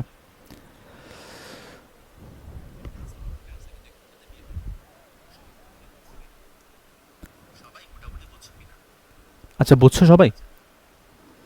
ওকে, চলো আমরা একটু নেক্সট পেজে যাই। ওকে, তো দেখো এখানে কি বলছে যে H2 এর বন্ধন কোণ 104.5 ডিগ্রি হলেও H2S এর বন্ধন কোণ 92 ডিগ্রি হয় কেন? ওকে, তো দেখো ভাইয়া তুমি যদি একটু বাড়ি করে দেখো, যে তুমি যদি একটু ম্যানুয়ালি দেখো যে এখানে কি আছে? H2 আছে। কি আছে ভাইয়া বলতো? H2 আছে। আর এখানে কি আছে ভাইয়া বলতো? H2S আছে, তাই না? ওকে, আচ্ছা, তো দেখো ভাইয়া অক্সিজেন এবং সালফার দুইটা কিন্তু আমার একই গ্রুপের উপর থেকে নিচের দিকে আছে, মানে অক্সিজেন সালফার মানে একই গ্রুপের মধ্যে আছে। তো তুমি দেখবা যে যদি অক্সিজেনের মধ্যে তোমার যদি দুইটা মুক্তজোড় থাকে, তো আমার এখানে এখানের মধ্যে সালফারও কিন্তু মুক্তজোড় থাকবে, কারণ যেহেতু তারা একই গ্রুপের মধ্যে আছে।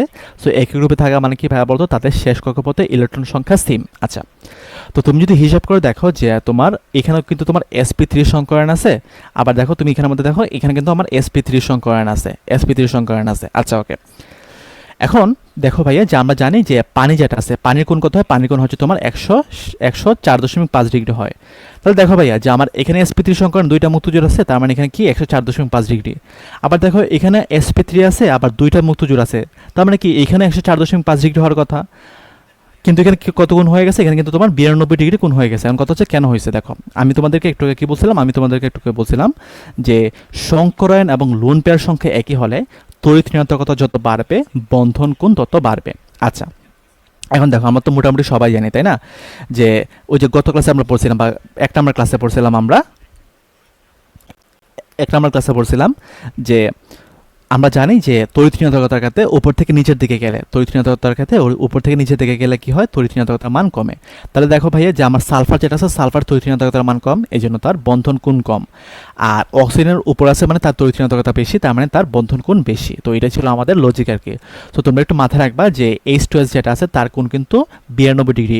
এটাতে কিন্তু অনেক বেশি পরিমাণ কোশ্চেন এমসিকিউতে আসে মাঝে মাঝে, H2S যেটা আছে। ওকে, আচ্ছা ওকে। এবং H2S এর স্ট্রাকচার হচ্ছে তোমার এখানে সালফার থাকবে, এখানে থাকবে হাইড্রোজেন, এখানে থাকবে হাইড্রোজেন, এবং HSH এটার মাঝখানে কোণ কত হবে, এটার মাঝখানে কোণ হবে 92 ডিগ্রি।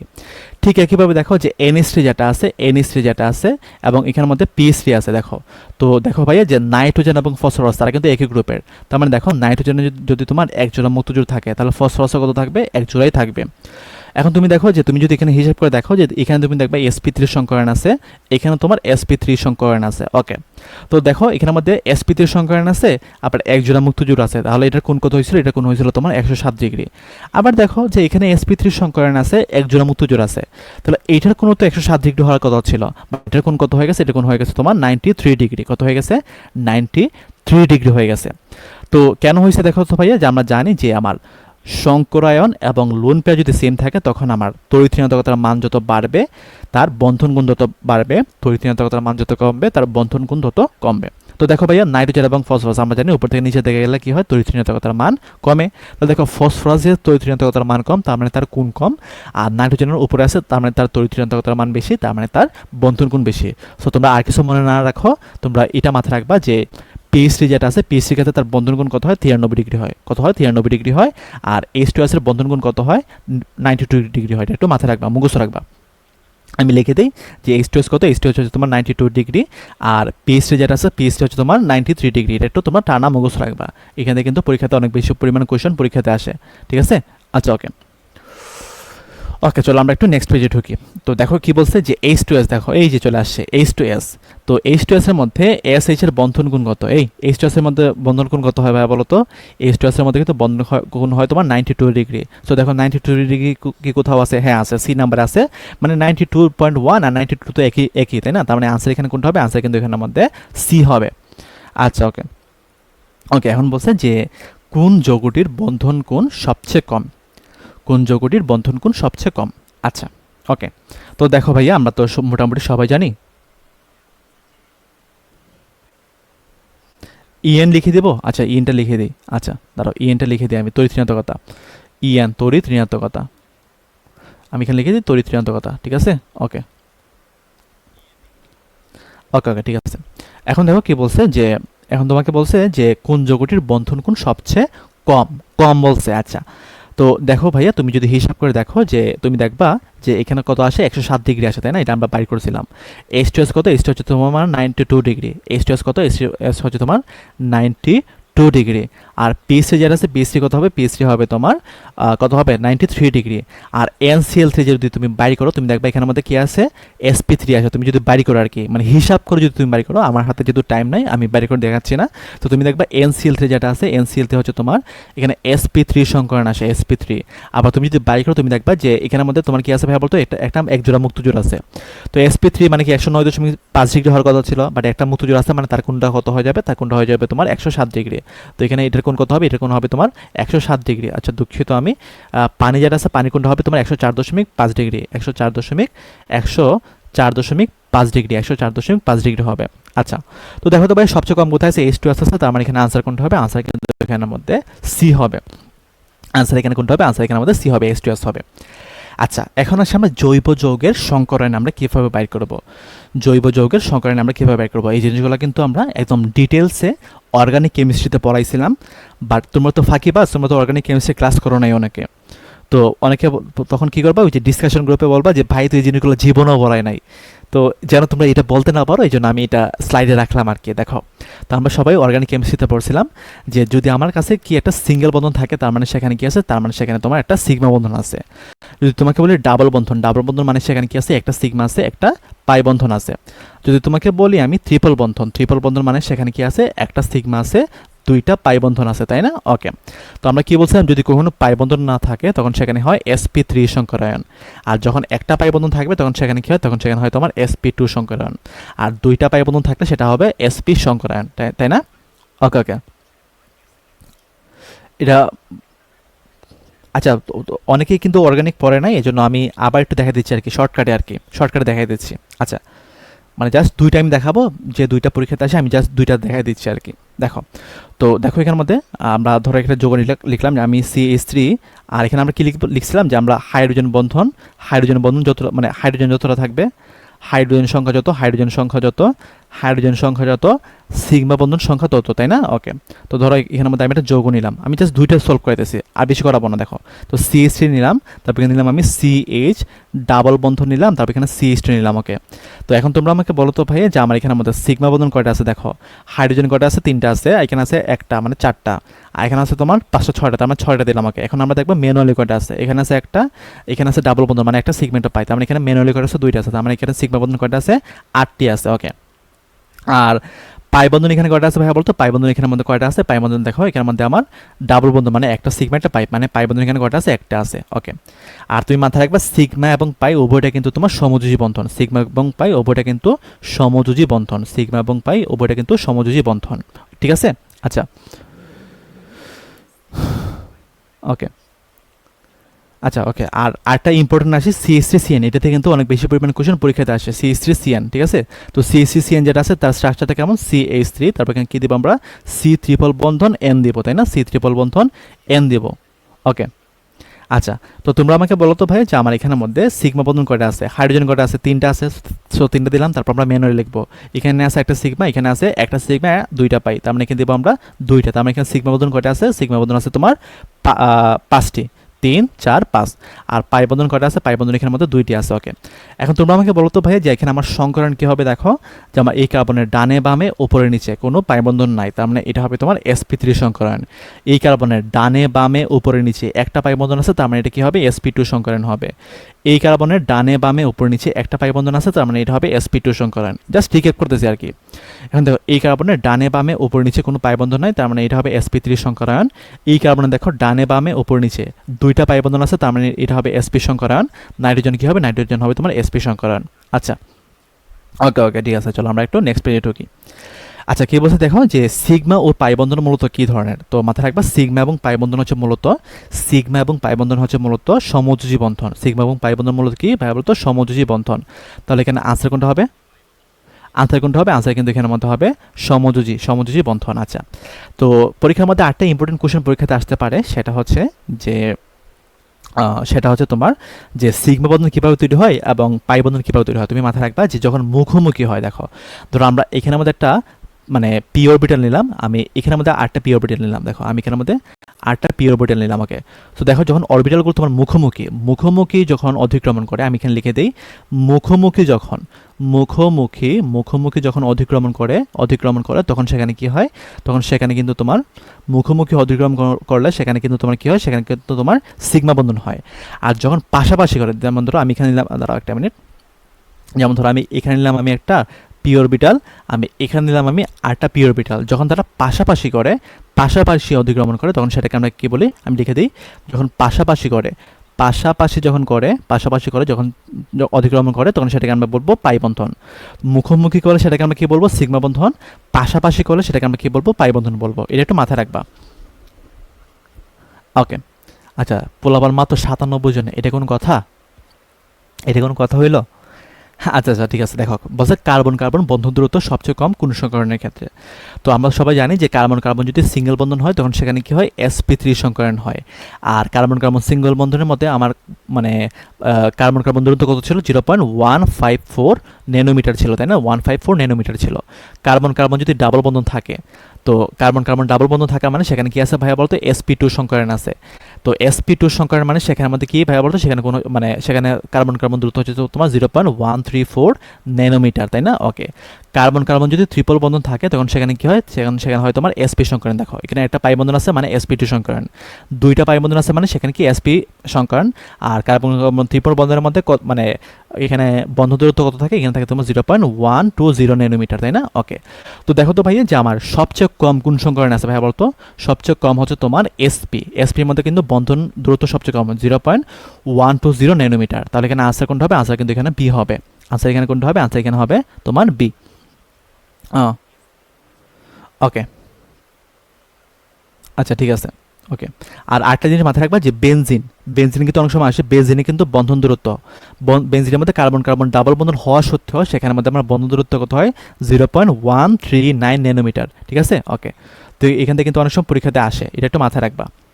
ওকে, আচ্ছা এখন দেখো কি বলছে যে sp2 সংকরায়ন দ্বারা একটি কার্বন যে বন্ধন তৈরি করে। দেখো তো sp2 সংকরায়ন দ্বারা একটি কার্বন, তার মানে ধরো আমি একটা কার্বন দিলাম, কার্বনের হাত কয়টা, 4টা। sp2 সংকরণ মানে কি ভাইয়া বলতো, একটা পাই বন্ধন থাকবে। সো পাই বন্ধন থাকা মানে কি ভাইয়া বলতো, এখানে কি থাকবে, একটা ডাবল বন্ধন থাকবে। তাহলে দেখো কার্বনের হাত হচ্ছে তোমার 4টা, তো এখানে আছে 2টা হাত, আমি এখানে দিলাম একটা হাত, এখানে দিলাম আমি আরেকটা হাত দিলাম, ঠিক আছে। এটা হচ্ছে তোমার দেখো, তো দেখো এখানের মধ্যে কি আমার বলতো, এই কার্বনের মধ্যে একটা পাই বন্ধন আছে, তার মানে কি ভাইয়া বলতো, এটা sp2 সংকরণ। তাহলে তুমি আমাকে বলো এই যে কার্বনটা আছে, এই কার্বনের মধ্যে আমার সিগমা বন্ধন কয়টা আছে ভাইয়া বলো তো। দেখো যে আমার এই কার্বনের মধ্যে দেখো এখানে একটা সিগমা বন্ধন আছে, এখানে একটা সিগমা বন্ধন আছে, আর এখানে ডাবল বন্ধন মানে একটা সিগমা একটা পাই বন্ধন আছে। তার মানে এখানে সিগমা বন্ধন কয়টা আছে, 3টা আছে। আর পাই বন্ধন কয়টা আছে, পাই বন্ধন কিন্তু এখানের মধ্যে একটা আছে। তার মানে এখানে আনসার কোনটা হবে, 3-1, সরি দুঃখিত, 3-1 কি আছে, হ্যাঁ হ্যাঁ হ্যাঁ ঠিক আছে। তো একটি পাই 3টি সিগমা, তার মানে এখানে আনসার কোনটা হবে, আনসার কিন্তু এখানের মধ্যে সি হবে। আনসার এখানে কোনটা হবে, আনসার এখানের মধ্যে সি হবে। ওকে, আচ্ছা তো দেখো এখানে কি বলছে যে CH2 এবং CH2 মানে ইথিনের কার্বন পরমাণুর মধ্যে সংকরিত এবং অসংকরিত অরবিটালের মধ্যে ভর্তি কোণ কত ডিগ্রি। তো তুমি মাথায় রাখবা যে অসংকরিত মানে সেটা হচ্ছে তোমার 90 ডিগ্রি, অসংকরিত মানে সেটা কত, সেটা হচ্ছে তোমার 90 ডিগ্রি। এটা তুমি টানা মুখস্থ রাখবা। তার মানে এখানে আনসার কত হবে, আনসার হবে এখানের মধ্যে এ। আনসার কত হবে, আনসার হবে সংকরিত মানে সেটা কি 90 ডিগ্রি কোণে থাকে। তাহলে এখানে আনসার কত হবে, আনসার হবে কিন্তু এ। আচ্ছা তো এখন আসি আমরা, আচ্ছা একটা মিনিট দাঁড়াও, এখানে হয়তো বা কোথাও একটা মিস্টেক হয়েছে হালকা, এখানে একটা হালকা মিস্টেক হয়েছে। এখানে দাঁড়াও একটা মিনিট, এখানে একটা স্লাইডটা বাদ পড়ে গেছে আর কি, একটা স্লাইড বাদ পড়ে গেছে। সো আমরা এটাকে একটু মানে ম্যানুয়ালি লেখা ট্রাই করবো আর কি, একটু সময় লাগবে বাট লেখা ট্রাই করবো, দাঁড়াও। আচ্ছা সো তুমি মাথায় রাখবা অক্সাইডের ক্ষেত্রে ধাতুর অক্সাইড, ঠিক আছে, ধাতুর যদি অক্সাইড হয়, ধাতুর অক্সাইড সবসময় কি হয়, ধাতুর অক্সাইড যেটা আছে, ধাতুর অক্সাইড সবসময় কি হয়, ক্ষারীয় হয়। ধাতুর অক্সাইড সবসময় কি হয়, ক্ষারীয় হয়। যেমন ধরো ধাতু কোনগুলা, সোডিয়াম, পটাশিয়াম, ম্যাগনেসিয়াম, ঠিক আছে। ওকে, তো তুমি মাথায় রাখবে যে অধাতুর অক্সাইড সবসময় কি হয়, অধাতুর অক্সাইড সবসময় কি হয়, অম্লীয় হয়। অধাতুর অক্সাইড সবসময় কি হয়, অম্লীয় হয়, ঠিক আছে। আচ্ছা আর মাথায় রাখবা নিরপেক্ষ অক্সাইড কোনগুলো ভাইয়া বলো তো, নিরপেক্ষ অক্সাইড হচ্ছে তোমার নিরপেক্ষ অক্সাইড কোনগুলো, নিরপেক্ষ অক্সাইড হচ্ছে তোমার যে কার্বন মনোক্সাইড NO, তারপর H2O, তারপর হচ্ছে তোমার N2O। আচ্ছা এটা হচ্ছে N2O। ওকে, তো তুমি এটাকে এভাবে মাথায় রাখতে পারো, মানে কি রাখতে পারো, কোনো পানি নাই, কোনো পানি নাই, ঠিক আছে, কোনো পানি নাই, ঠিক আছে। ওকে ওকে, তো দেখো ভাইয়া যে কো কো মানে কি ভাইয়া বলতো, কার্বন মনোক্সাইড, নো মানে NO, আর পানি মানে H2, আর নাই মানে কি N2। তো তুমি মাথায় রাখবে N2 যেটা আছে সেটাকে আমরা কি বলি, সেটাকে আমরা বলি লাফিং গ্যাস বলি, লাফিং গ্যাস, ঠিক আছে। ওকে, এখন আসি আমরা উভধর্মী অক্সাইড, এটা কিন্তু সবচেয়ে বেশি ইম্পর্টেন্ট। ওকে, তো উভধর্মী অক্সাইড কোনগুলো ভাইয়া বলো তো, উভধর্মী অক্সাইড হচ্ছে, আমি তোমাদেরকে বলি, দাঁড়াও এটা একটু আমি একটা চার্টটা লিখে দিই তোমাদেরকে, দাঁড়াও। তো উভধর্মী অক্সাইড হচ্ছে তোমার জিঙ্ক অক্সাইড, তারপর Al2O3। আচ্ছা দাঁড়াও আমি একটু দেখে লিখে দিই যেন সবগুলো তোমাদের মোটামুটি কভার হয় আর কি। আচ্ছা, দাঁড়াও একটা মিনিট, সবাই লাইনে থাকো, আমি এটা একটু বই থেকে লিখে দিই, একটা মিনিট।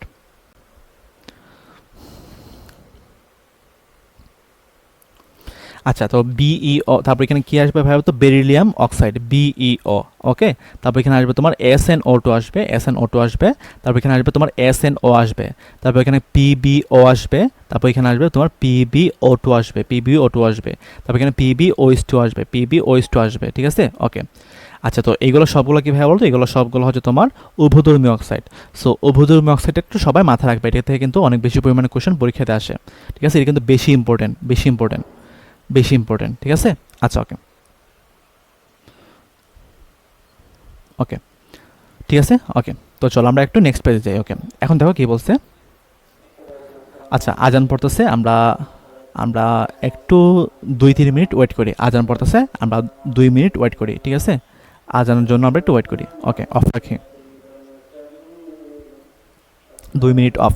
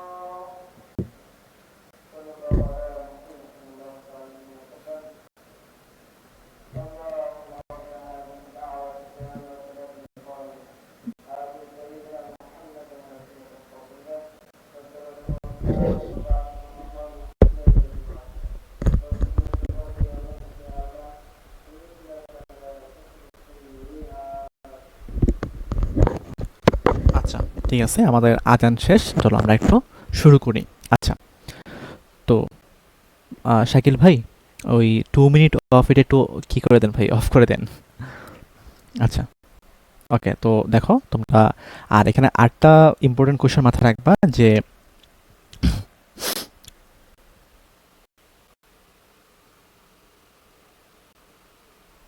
ঠিক আছে, ওকে। চলো আমরা একটু নেক্সট পেজে যাই। ওকে, তো এখন এসে কোনটি সুপার ওয়াক্সাইড, ঠিক আছে? কোনটি সুপার ওয়াক্সাইড, এটা আমরা একটু বাইরে করে বোঝার ট্রাই করি। দেখো, তো সুপার অক্সাইড মানে তুমি মাথায় রাখবা যে আমরা সবাই মোটামুটি জানি যে আমরা পরিমাণগত রসায়নে পড়ছিলাম যে অক্সিজেন, অক্সিজেনের জারণ মান, অক্সিজেনের জারণ মান যখন তোমার -2 থাকে তখন সেটাকে আমরা বলবো নর্মাল অক্সাইড বলবো। কি বলবো আমরা? সেটাকে আমরা বলবো নর্মাল অক্সাইড বলবো। আচ্ছা, যদি অক্সিজেনের জারণ মান তোমার -1 হয় তখন সেটাকে আমরা কি বলবো? তখন সেটাকে আমরা বলবো পার অক্সাইড বলবো। কি বলবো আমরা? সেটাকে আমরা বলবো পার অক্সাইড, ঠিক আছে? পার অক্সাইড বলবো। যখন অক্সিজেনের জারণ মান -1/2 হবে তখন সেটাকে আমরা কি বলবো? সেটাকে আমরা বলবো সুপার অক্সাইড বলবো। কি বলবো আমরা? সেটাকে সুপার অক্সাইড বলবো, তাই না? আচ্ছা, এগুলো আমরা হচ্ছে তোমার ওই যে পরিমাণগত রসায়নে পড়ছিলাম মোটামুটি সবাই, তাও আমি তোমাদেরকে একটু কভার করে দিই। তোমরা তো অনেকে ক্লাস টাস করো না। আচ্ছা, তো এখন দেখো KO2। তো KO2 এর মধ্যে আমরা দেখি যে অক্সিজেন যেটা আছে তার চার্জ কত? পটাশিয়াম হচ্ছে তোমার +1, তাহলে অক্সিজেন কত হবে? অক্সিজেন হবে তোমার মানে O2 যেটা হবে এটা হবে তোমার -1 হবে। এখন দেখো দুইটা অক্সিজেনের জন্য তার চার্জ হচ্ছে -1, তাহলে একটা অক্সিজেনের জন্য এখানে চার্জ কত হবে? -1/2 হবে। তো -1/2 হলে সেটা কি ভাবে বলতো? সেটা হবে তোমার সুপার অক্সাইড। সো KO2 এর মধ্যে যেহেতু আমার অক্সিজেনের চার্জ হচ্ছে -1/2, তার মানে এটা হবে তোমার সুপার অক্সাইড। এটা কি হবে? এটা হবে তোমার সুপার অক্সাইড। ওকে, আচ্ছা, তো চলো আমরা একটু নেক্সট পেজে ঢুকি। এখন কি বলছে যে নিচের কোনটি উভধর্মী ধাতব হাইড্রোক্সাইড? উভধর্মী, দেখো উভধর্মী, তো আমরা দেখো তো পিপি লিখছিলাম না যে উভধর্মী লেড থাকলে সেটাকে আমরা কি বলি? লেড থাকলে সেটাকে আমরা বলি হাইড্রোক্সাইড আর কি, মানে উভধর্মী বলি। লেড থাকলে টিন থাকলে এগুলোকে আমরা বলি উভধর্মী। তো এখানে আনসার কোনটা হবে? আনসার কিন্তু এখানে আমাদের পিপি হবে, যেহেতু উভধর্মী বলছে। আচ্ছা, এখন বলছে B2O3 অধিক পরিমাণ পানির সাথে বিক্রিয়া করলে চূড়ান্ত উৎপাদটি কি হবে? সো তুমি মাথায় রাখবা যে B2O3, তো B2O3 এটা একটু মুখস্থ রাখবা, মুখস্থ টাইপের। B2O3 যখন পানির সাথে যুক্ত হবে তখন সেখানে কি হবে? তখন সেখানে কিন্তু বোরিক অ্যাসিড উৎপন্ন হবে। বোরিক অ্যাসিড মানে কিভাবে বলতো? H3BO3 উৎপন্ন হবে, বোরিক অ্যাসিড উৎপন্ন হবে। তো এখানে আনসার কোনটা হবে? আনসার কিন্তু এখানের মধ্যে সি হবে। ওকে, তো আনসার এখানে কোনটা হবে? সি হবে। এটা একটু টানা মুখস্থ রাখবা, TM, ঠিক আছে? ওকে, আচ্ছা, এখন কি বলছে? কোন অক্সাইডগুলো উভধর্মী? তো উভধর্মী এখানে কোনগুলো হবে ভাইয়া বলো তো? দেখো আমরা জানি Al2O3 এটা হচ্ছে তোমার উভধর্মী, লেড অক্সাইড এটা উভধর্মী, SnO2 এটা হচ্ছে তোমার উভধর্মী। তাহলে এখানে আনসার কোনটা হবে? আনসার কিন্তু হবে সি। দেখো উভধর্মী থেকে কিন্তু শাস্ত্র প্রশ্ন আসছে, অনেক বেশি পরিমাণে কোশ্চেন কিন্তু উভধর্মী থেকে আসে। সো উভধর্মীটা একদম টানা তোমরা মুখস্থ করে নিবা। আমি লিখে দিই এখানে উভধর্মী একদম টানা মুখস্থ। আমি ডাবল টি দিলাম, টানা মুখস্থ, ঠিক আছে? ওকে, এটাতে কিন্তু অনেক বেশি পরিমাণে কোশ্চেন পরীক্ষাতে আসে। আচ্ছা, এখন বলছে দেখো যে নিচের কোনটি উভধর্মী অক্সাইড? দেখো তো Al2O3 এটা কি উভধর্মী অক্সাইড না? তার মানে এখানে আনসার কোনটা হবে? আনসার কিন্তু এখানের মধ্যে সি হবে। আচ্ছা, দেখো এখন আসে কোনটি অম্লধর্মী অক্সাইড। তো অম্লধর্মী অক্সাইড কোনগুলো হয় ভাইয়া বলো তো? অম্লধর্মী অক্সাইড কোনগুলো, মানে কোনটি নয় হবে? আচ্ছা, দেখো কোনটি নয়। সো আমরা জানি অম্লধর্মী কোনগুলো ভাইয়া বলতো? অধাতুর অক্সাইডগুলো কি ভাইয়া বলতো? অধাতুর অক্সাইডগুলো কি হয়? অধাতুর অক্সাইডগুলো হচ্ছে তোমার অম্লধর্মী হয়। তাহলে দেখো সালফার অধাতু, এটা অক্সাইড, মানে এটা কি ভাইয়া বলতো? অম্লধর্মী হবে। নাইট্রোজেন অধাতু, তার মানে এটা কি হবে? এটা হবে তোমার অম্লধর্মী হবে। নাইট্রোজেন অধাতু এটা অক্সাইড কি হবে? অম্লধর্মী হবে। N2O এটা কি তোমার অম্লধর্মী হবে কিনা দেখো। N2O যেটা আছে সেটা কি ছিল? সেটা ছিল তোমার প্রশম বা নিরপেক্ষ ছিল, আমরা একটু আগে দেখছিলাম। তো নিরপেক্ষ কোনগুলো ছিল? নিরপেক্ষগুলো ছিল তোমার কোনো পানি নাই, কোনো পানি নাই। এটা হচ্ছে কি ভাবে বলতো? এটা হচ্ছে তোমার নিরপেক্ষ। সো N2 যেটা আছে, N2 কি ভাবে বলতো? নিরপেক্ষ। আর নিরপেক্ষ থাকলে সেটা কি অম্লধর্মী হবে? নিরপেক্ষ মানে তার কোনো ধর্মই নাই, তাহলে সে তো অম্লধর্মী হবে না। তাহলে এখানে আনসার কোনটা হবে? আনসার হবে ডি। আনসার হবে তোমার ডি। ওকে, আচ্ছা, ওকে, আমি বলছে কোনটি অম্লীয় জলীয় দ্রবণ তৈরি করে? আচ্ছা, অম্লীয় মানে কি ভাবে বলতো? অম্লীয় মানে কি? অধাতুর অক্সাইড কি করবে বলতো? অম্লীয় জলীয় দ্রবণ তৈরি করবে। আচ্ছা, অধাতু। এখন দেখো তো ভাইয়া যে এখানে মধ্যে অধাতু কোনটা আছে ভাইয়া বলতো? দেখো অধাতু হিসেবে এখানের মধ্যে কি আছে? কার্বন আছে। তার মানে দেখো কার্বন যেহেতু অধাতু আছে, তার মানে সেটা কি ভাবে বলতো? পানিতে মিশে কি তোমার অম্লীয় দ্রবণ তৈরি করবে। তার মানে এখানে আনসার কোনটা হবে? আনসার হবে তোমার ডি। যেমন আমি তোমাদেরকে বুঝে দেখো, পানিতে যখন কার্বন ডাইঅক্সাইড যুক্ত হয় তখন সেখানে কি হয়? তখন সেখানে কিন্তু কার্বনিক অ্যাসিড তৈরি করে, H2CO3 তৈরি করে। আর অ্যাসিড তৈরি করা মানে কি? আমার এটা ধর্ম কি হবে? ধর্ম হবে তোমার অম্লধর্মী হবে। কি হবে? তার ধর্ম হবে অম্লধর্মী। আশা করি সবাই বুঝতে পারছো। সাউন্ড কি আটকাইতেছে?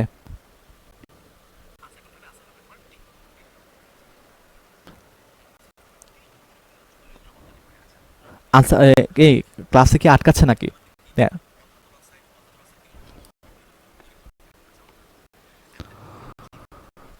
তোমরা একটু জানো তো।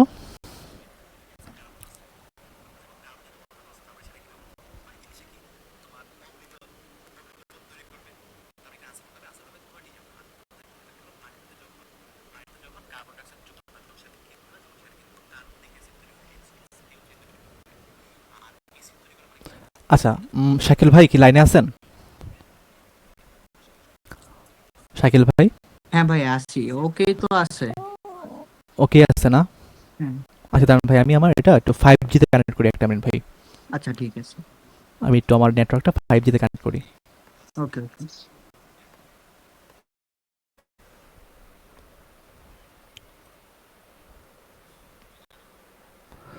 ভাই এখন দেখুন তো ক্লিয়ার আছে কিনা? এখন মনে হয় ক্লিয়ার আছে। হ্যাঁ হ্যাঁ ক্লিয়ার। এই এখন ক্লিয়ার কিনা একটু জানাও তো সবাই আমাকে।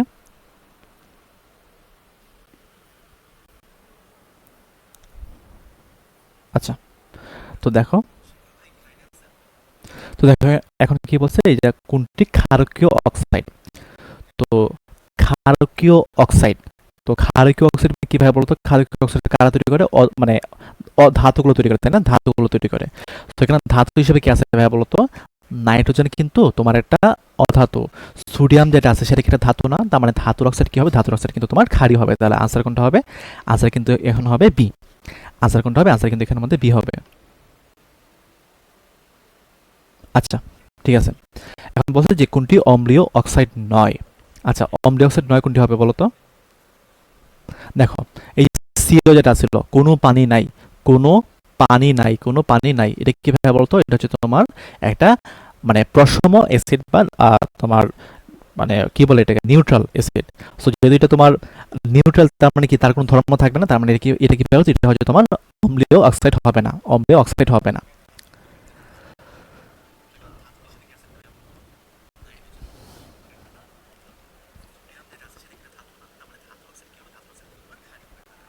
আবারও আটকাইতেছে, কি করা যায়, কি করা যায়? আচ্ছা, বেশি সময় নাই, আমরা শেষ করে দিচ্ছি।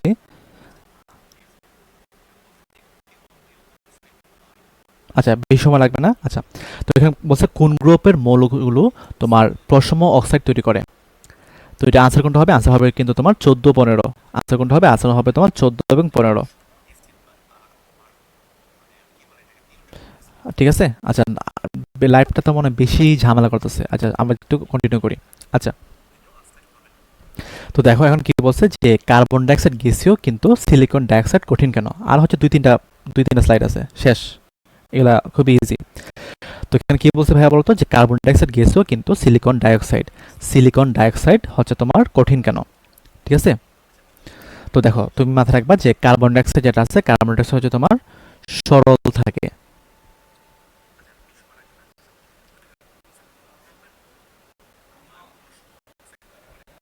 আচ্ছা, ওকে ঠিক আছে, ওকে দেখো, তো তুমি মাথায় রাখবে যে কার্বন ডাইঅক্সাইড যেটা আছে, কার্বন ডাইঅক্সাইড তোমার স্ট্রাকচার কিন্তু খুবই সিম্পল থাকে। ওকে, সো যেহেতু খুবই সিম্পল, এই জন্য কি থাকে? গ্যাসীয় থাকে, এবং এখানে কি থাকে? sp সংকরণ থাকে। আচ্ছা, আর সিলিকন ডাইঅক্সাইড যেটা আছে সেটা কি করে? একটা বৃহদাকার অণু গঠন করে।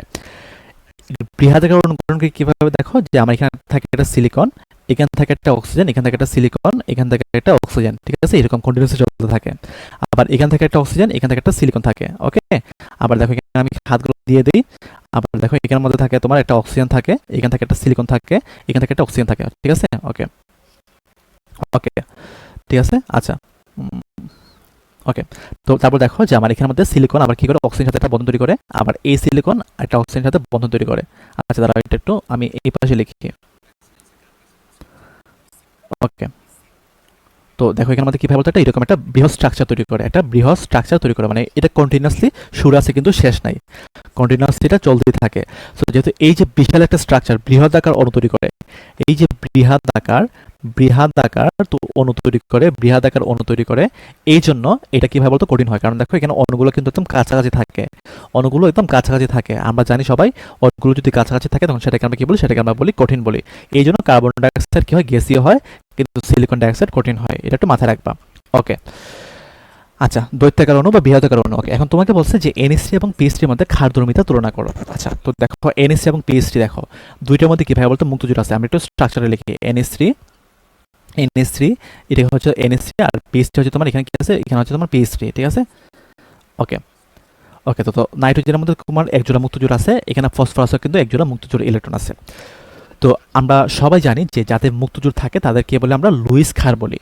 তার মানে যাদের মুক্তজোর বেশি থাকবে তারা বেশি বেশি ইলেকট্রন দান করতে পারবে, আর বেশি বেশি ইলেকট্রন দান করতে পারবে মানে কি তাদের খাদ্যধর্মিতা বেশি হবে। আচ্ছা, এখন তুমি আমাকে বলো তো ভাইয়া যে নাইট্রোজেন এবং ফসফরাস, নাইট্রোজেন এবং ফসফরাসের মধ্যে তড়িৎ ঋণাত্মকতার মান বেশি, কারণ আমরা জানি যে একই গ্রুপের উপর থেকে নিচের দিকে গেলে কি হয়, তড়িৎ ঋণাত্মকতার মান কিন্তু কমে, তড়িৎ ঋণাত্মকতার মান কিন্তু কমে। তার মানে নাইট্রোজেনে কিন্তু তড়িৎ ঋণাত্মকতার মান বেশি, ফসফরাস কিন্তু কম।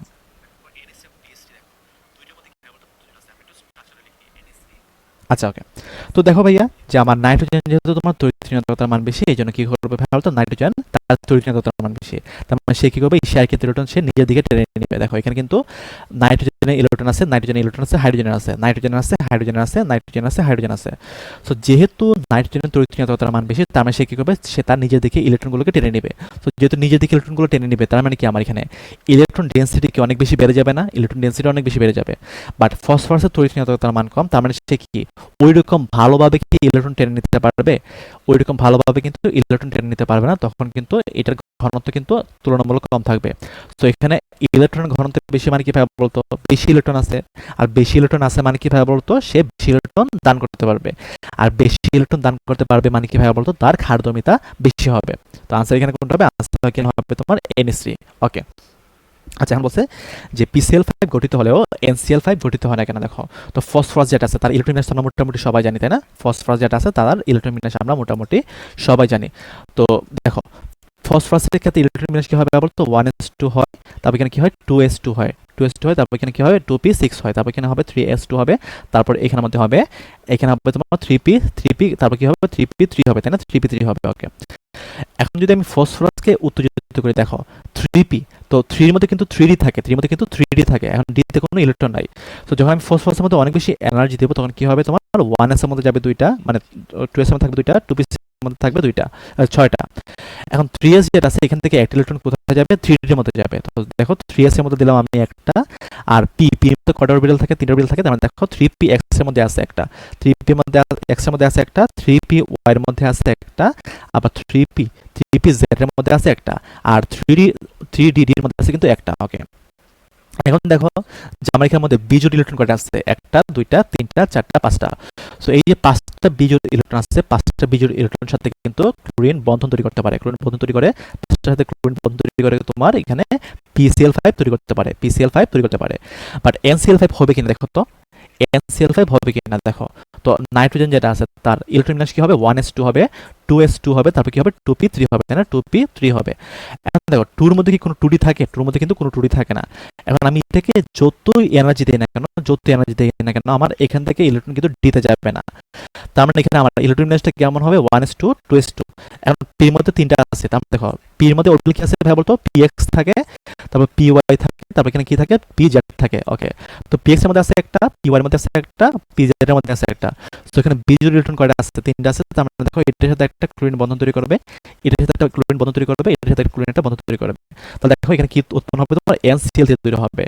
যেহেতু এখানে কোনো মানে ডি নাই, ডি অরবিটাল নাই, তার মানে এখানে কিন্তু তোমার NCl5 তৈরি হবে না। সো এটা সবাই মাথায় রাখবা।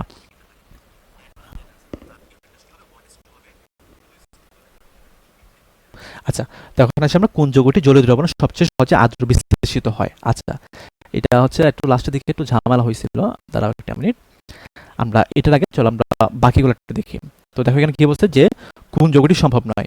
দেখো তো ভাই NCl5 যেটা আছে এটা কি সম্ভব হবে, NCl5 কিন্তু সম্ভব হবে না। তাহলে এখানে আনসার কোনটা হবে, আনসার কিন্তু এখানে আমাদের সি হবে। আচ্ছা, এখন আসে আমরা নীরব ঘাতক।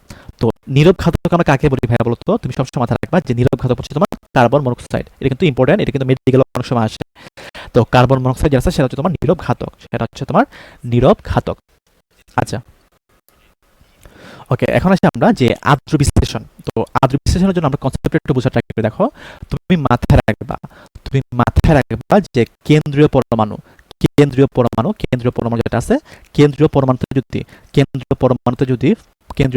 যদি তোমার ফাঁকা ডি অরবিটাল থাকে,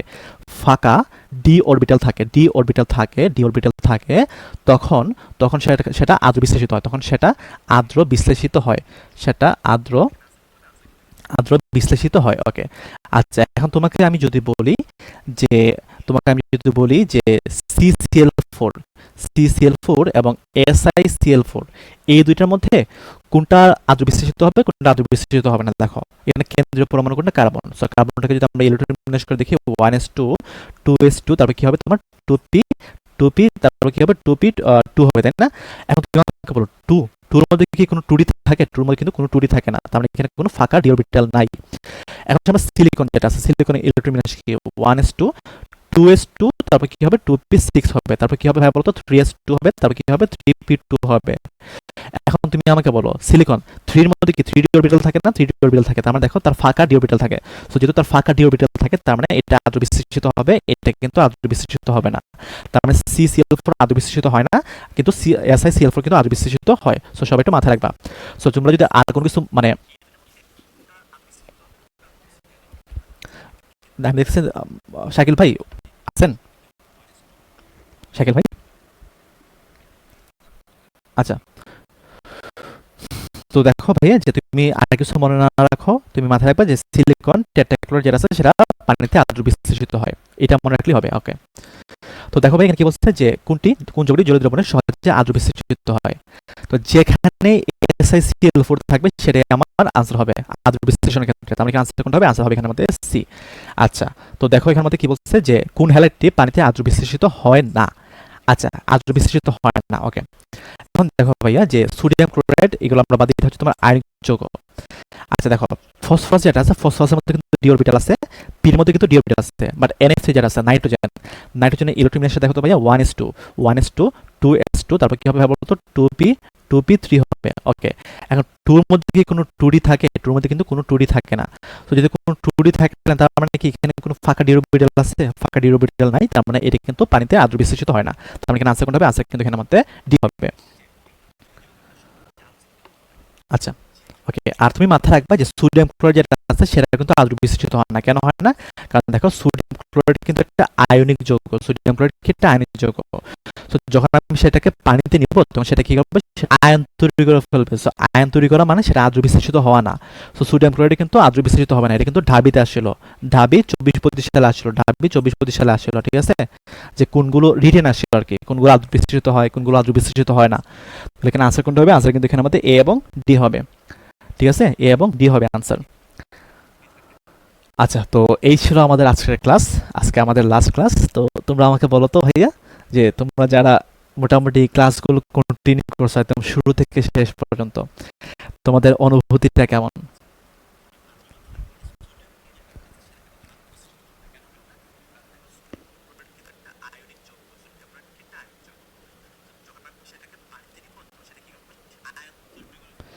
আচ্ছা, কথা কি বেশি আটকাইতেছে নাকি?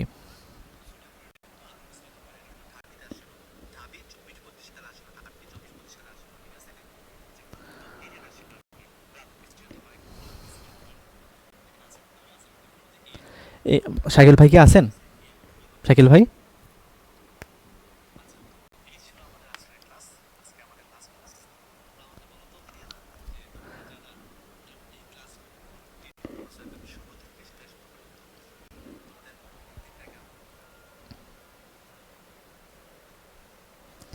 আচ্ছা আচ্ছা, কথা তো মনে লাস্টের দিকে মনে হয় কথাতে সমস্যা হয়েছিল, বাট কথা মানে কথা যখন আটকে আটকে আসছিল, তো তখনও তো কিন্তু তোমরা মোটামুটি বুঝছিলা কিনা একটু জানাও তো। যদি না বুঝো আমাকে বলো, যে আমি আবার বুঝিয়ে দিই তোমাদেরকে।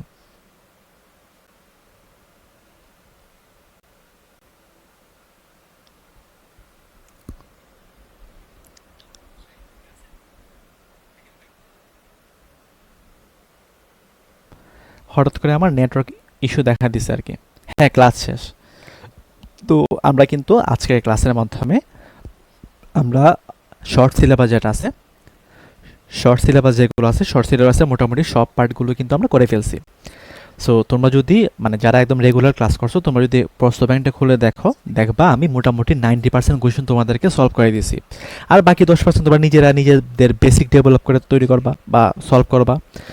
সো মানে তোমাদের জন্য যা যা লাগে মোটামুটি আমি সব কিছু দেওয়ার ট্রাই করছি আর কি ক্লাসের মধ্যে। তোমাদের জন্য যতটুকু প্রয়োজন ঠিক ততটুকু আমি ক্লাসের মধ্যে কন্টেন্ট দেওয়ার ট্রাই করছি। সো আশা করি তোমাদের খুব একটা বেশি সমস্যা হবে না। তাও যদি কোনো সমস্যা হয় তাহলে আমাকে একটু জানাইও। তো সেই পর্যন্ত সবাই ভালো থাকো, সুস্থ থাকো, আর আমরা ক্লাসটা এখানে শেষ করে দিই, ঠিক আছে?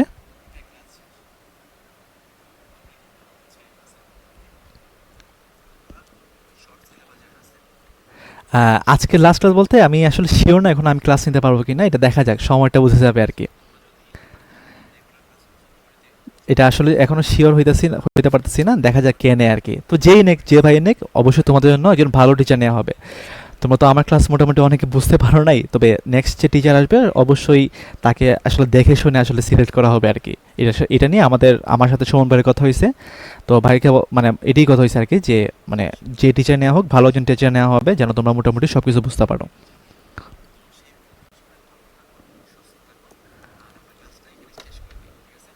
আচ্ছা, তো আমরা ক্লাসটা শেষ করে দিই তাহলে।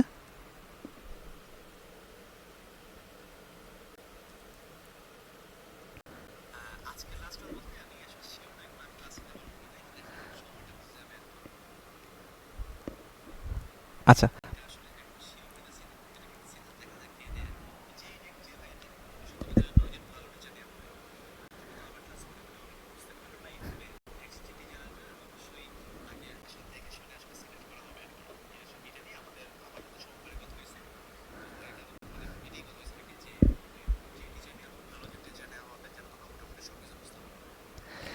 আচ্ছা, আর তোমাদের জন্য একটা গাইডলাইন হচ্ছে যে তোমরা আমি যা যা পড়াইছি সব কিছু সুন্দর করে পড়বা, প্রশ্ন ব্যাংকটা ভালো করে সলভ করবা, আর হচ্ছে ক্লাস স্লাইডগুলো ভালো করে দেখার ট্রাই করবা। ঠিক আছে, তাহলে মোটামুটি হবে। সো আমরা ক্লাসটা শেষ করে দিই, হ্যাঁ? আচ্ছা, তো আল্লাহ হাফেজ, সবাই ভালো থাকো, সুস্থ থাকো। ঠিক আছে, টাটা, বাই বাই।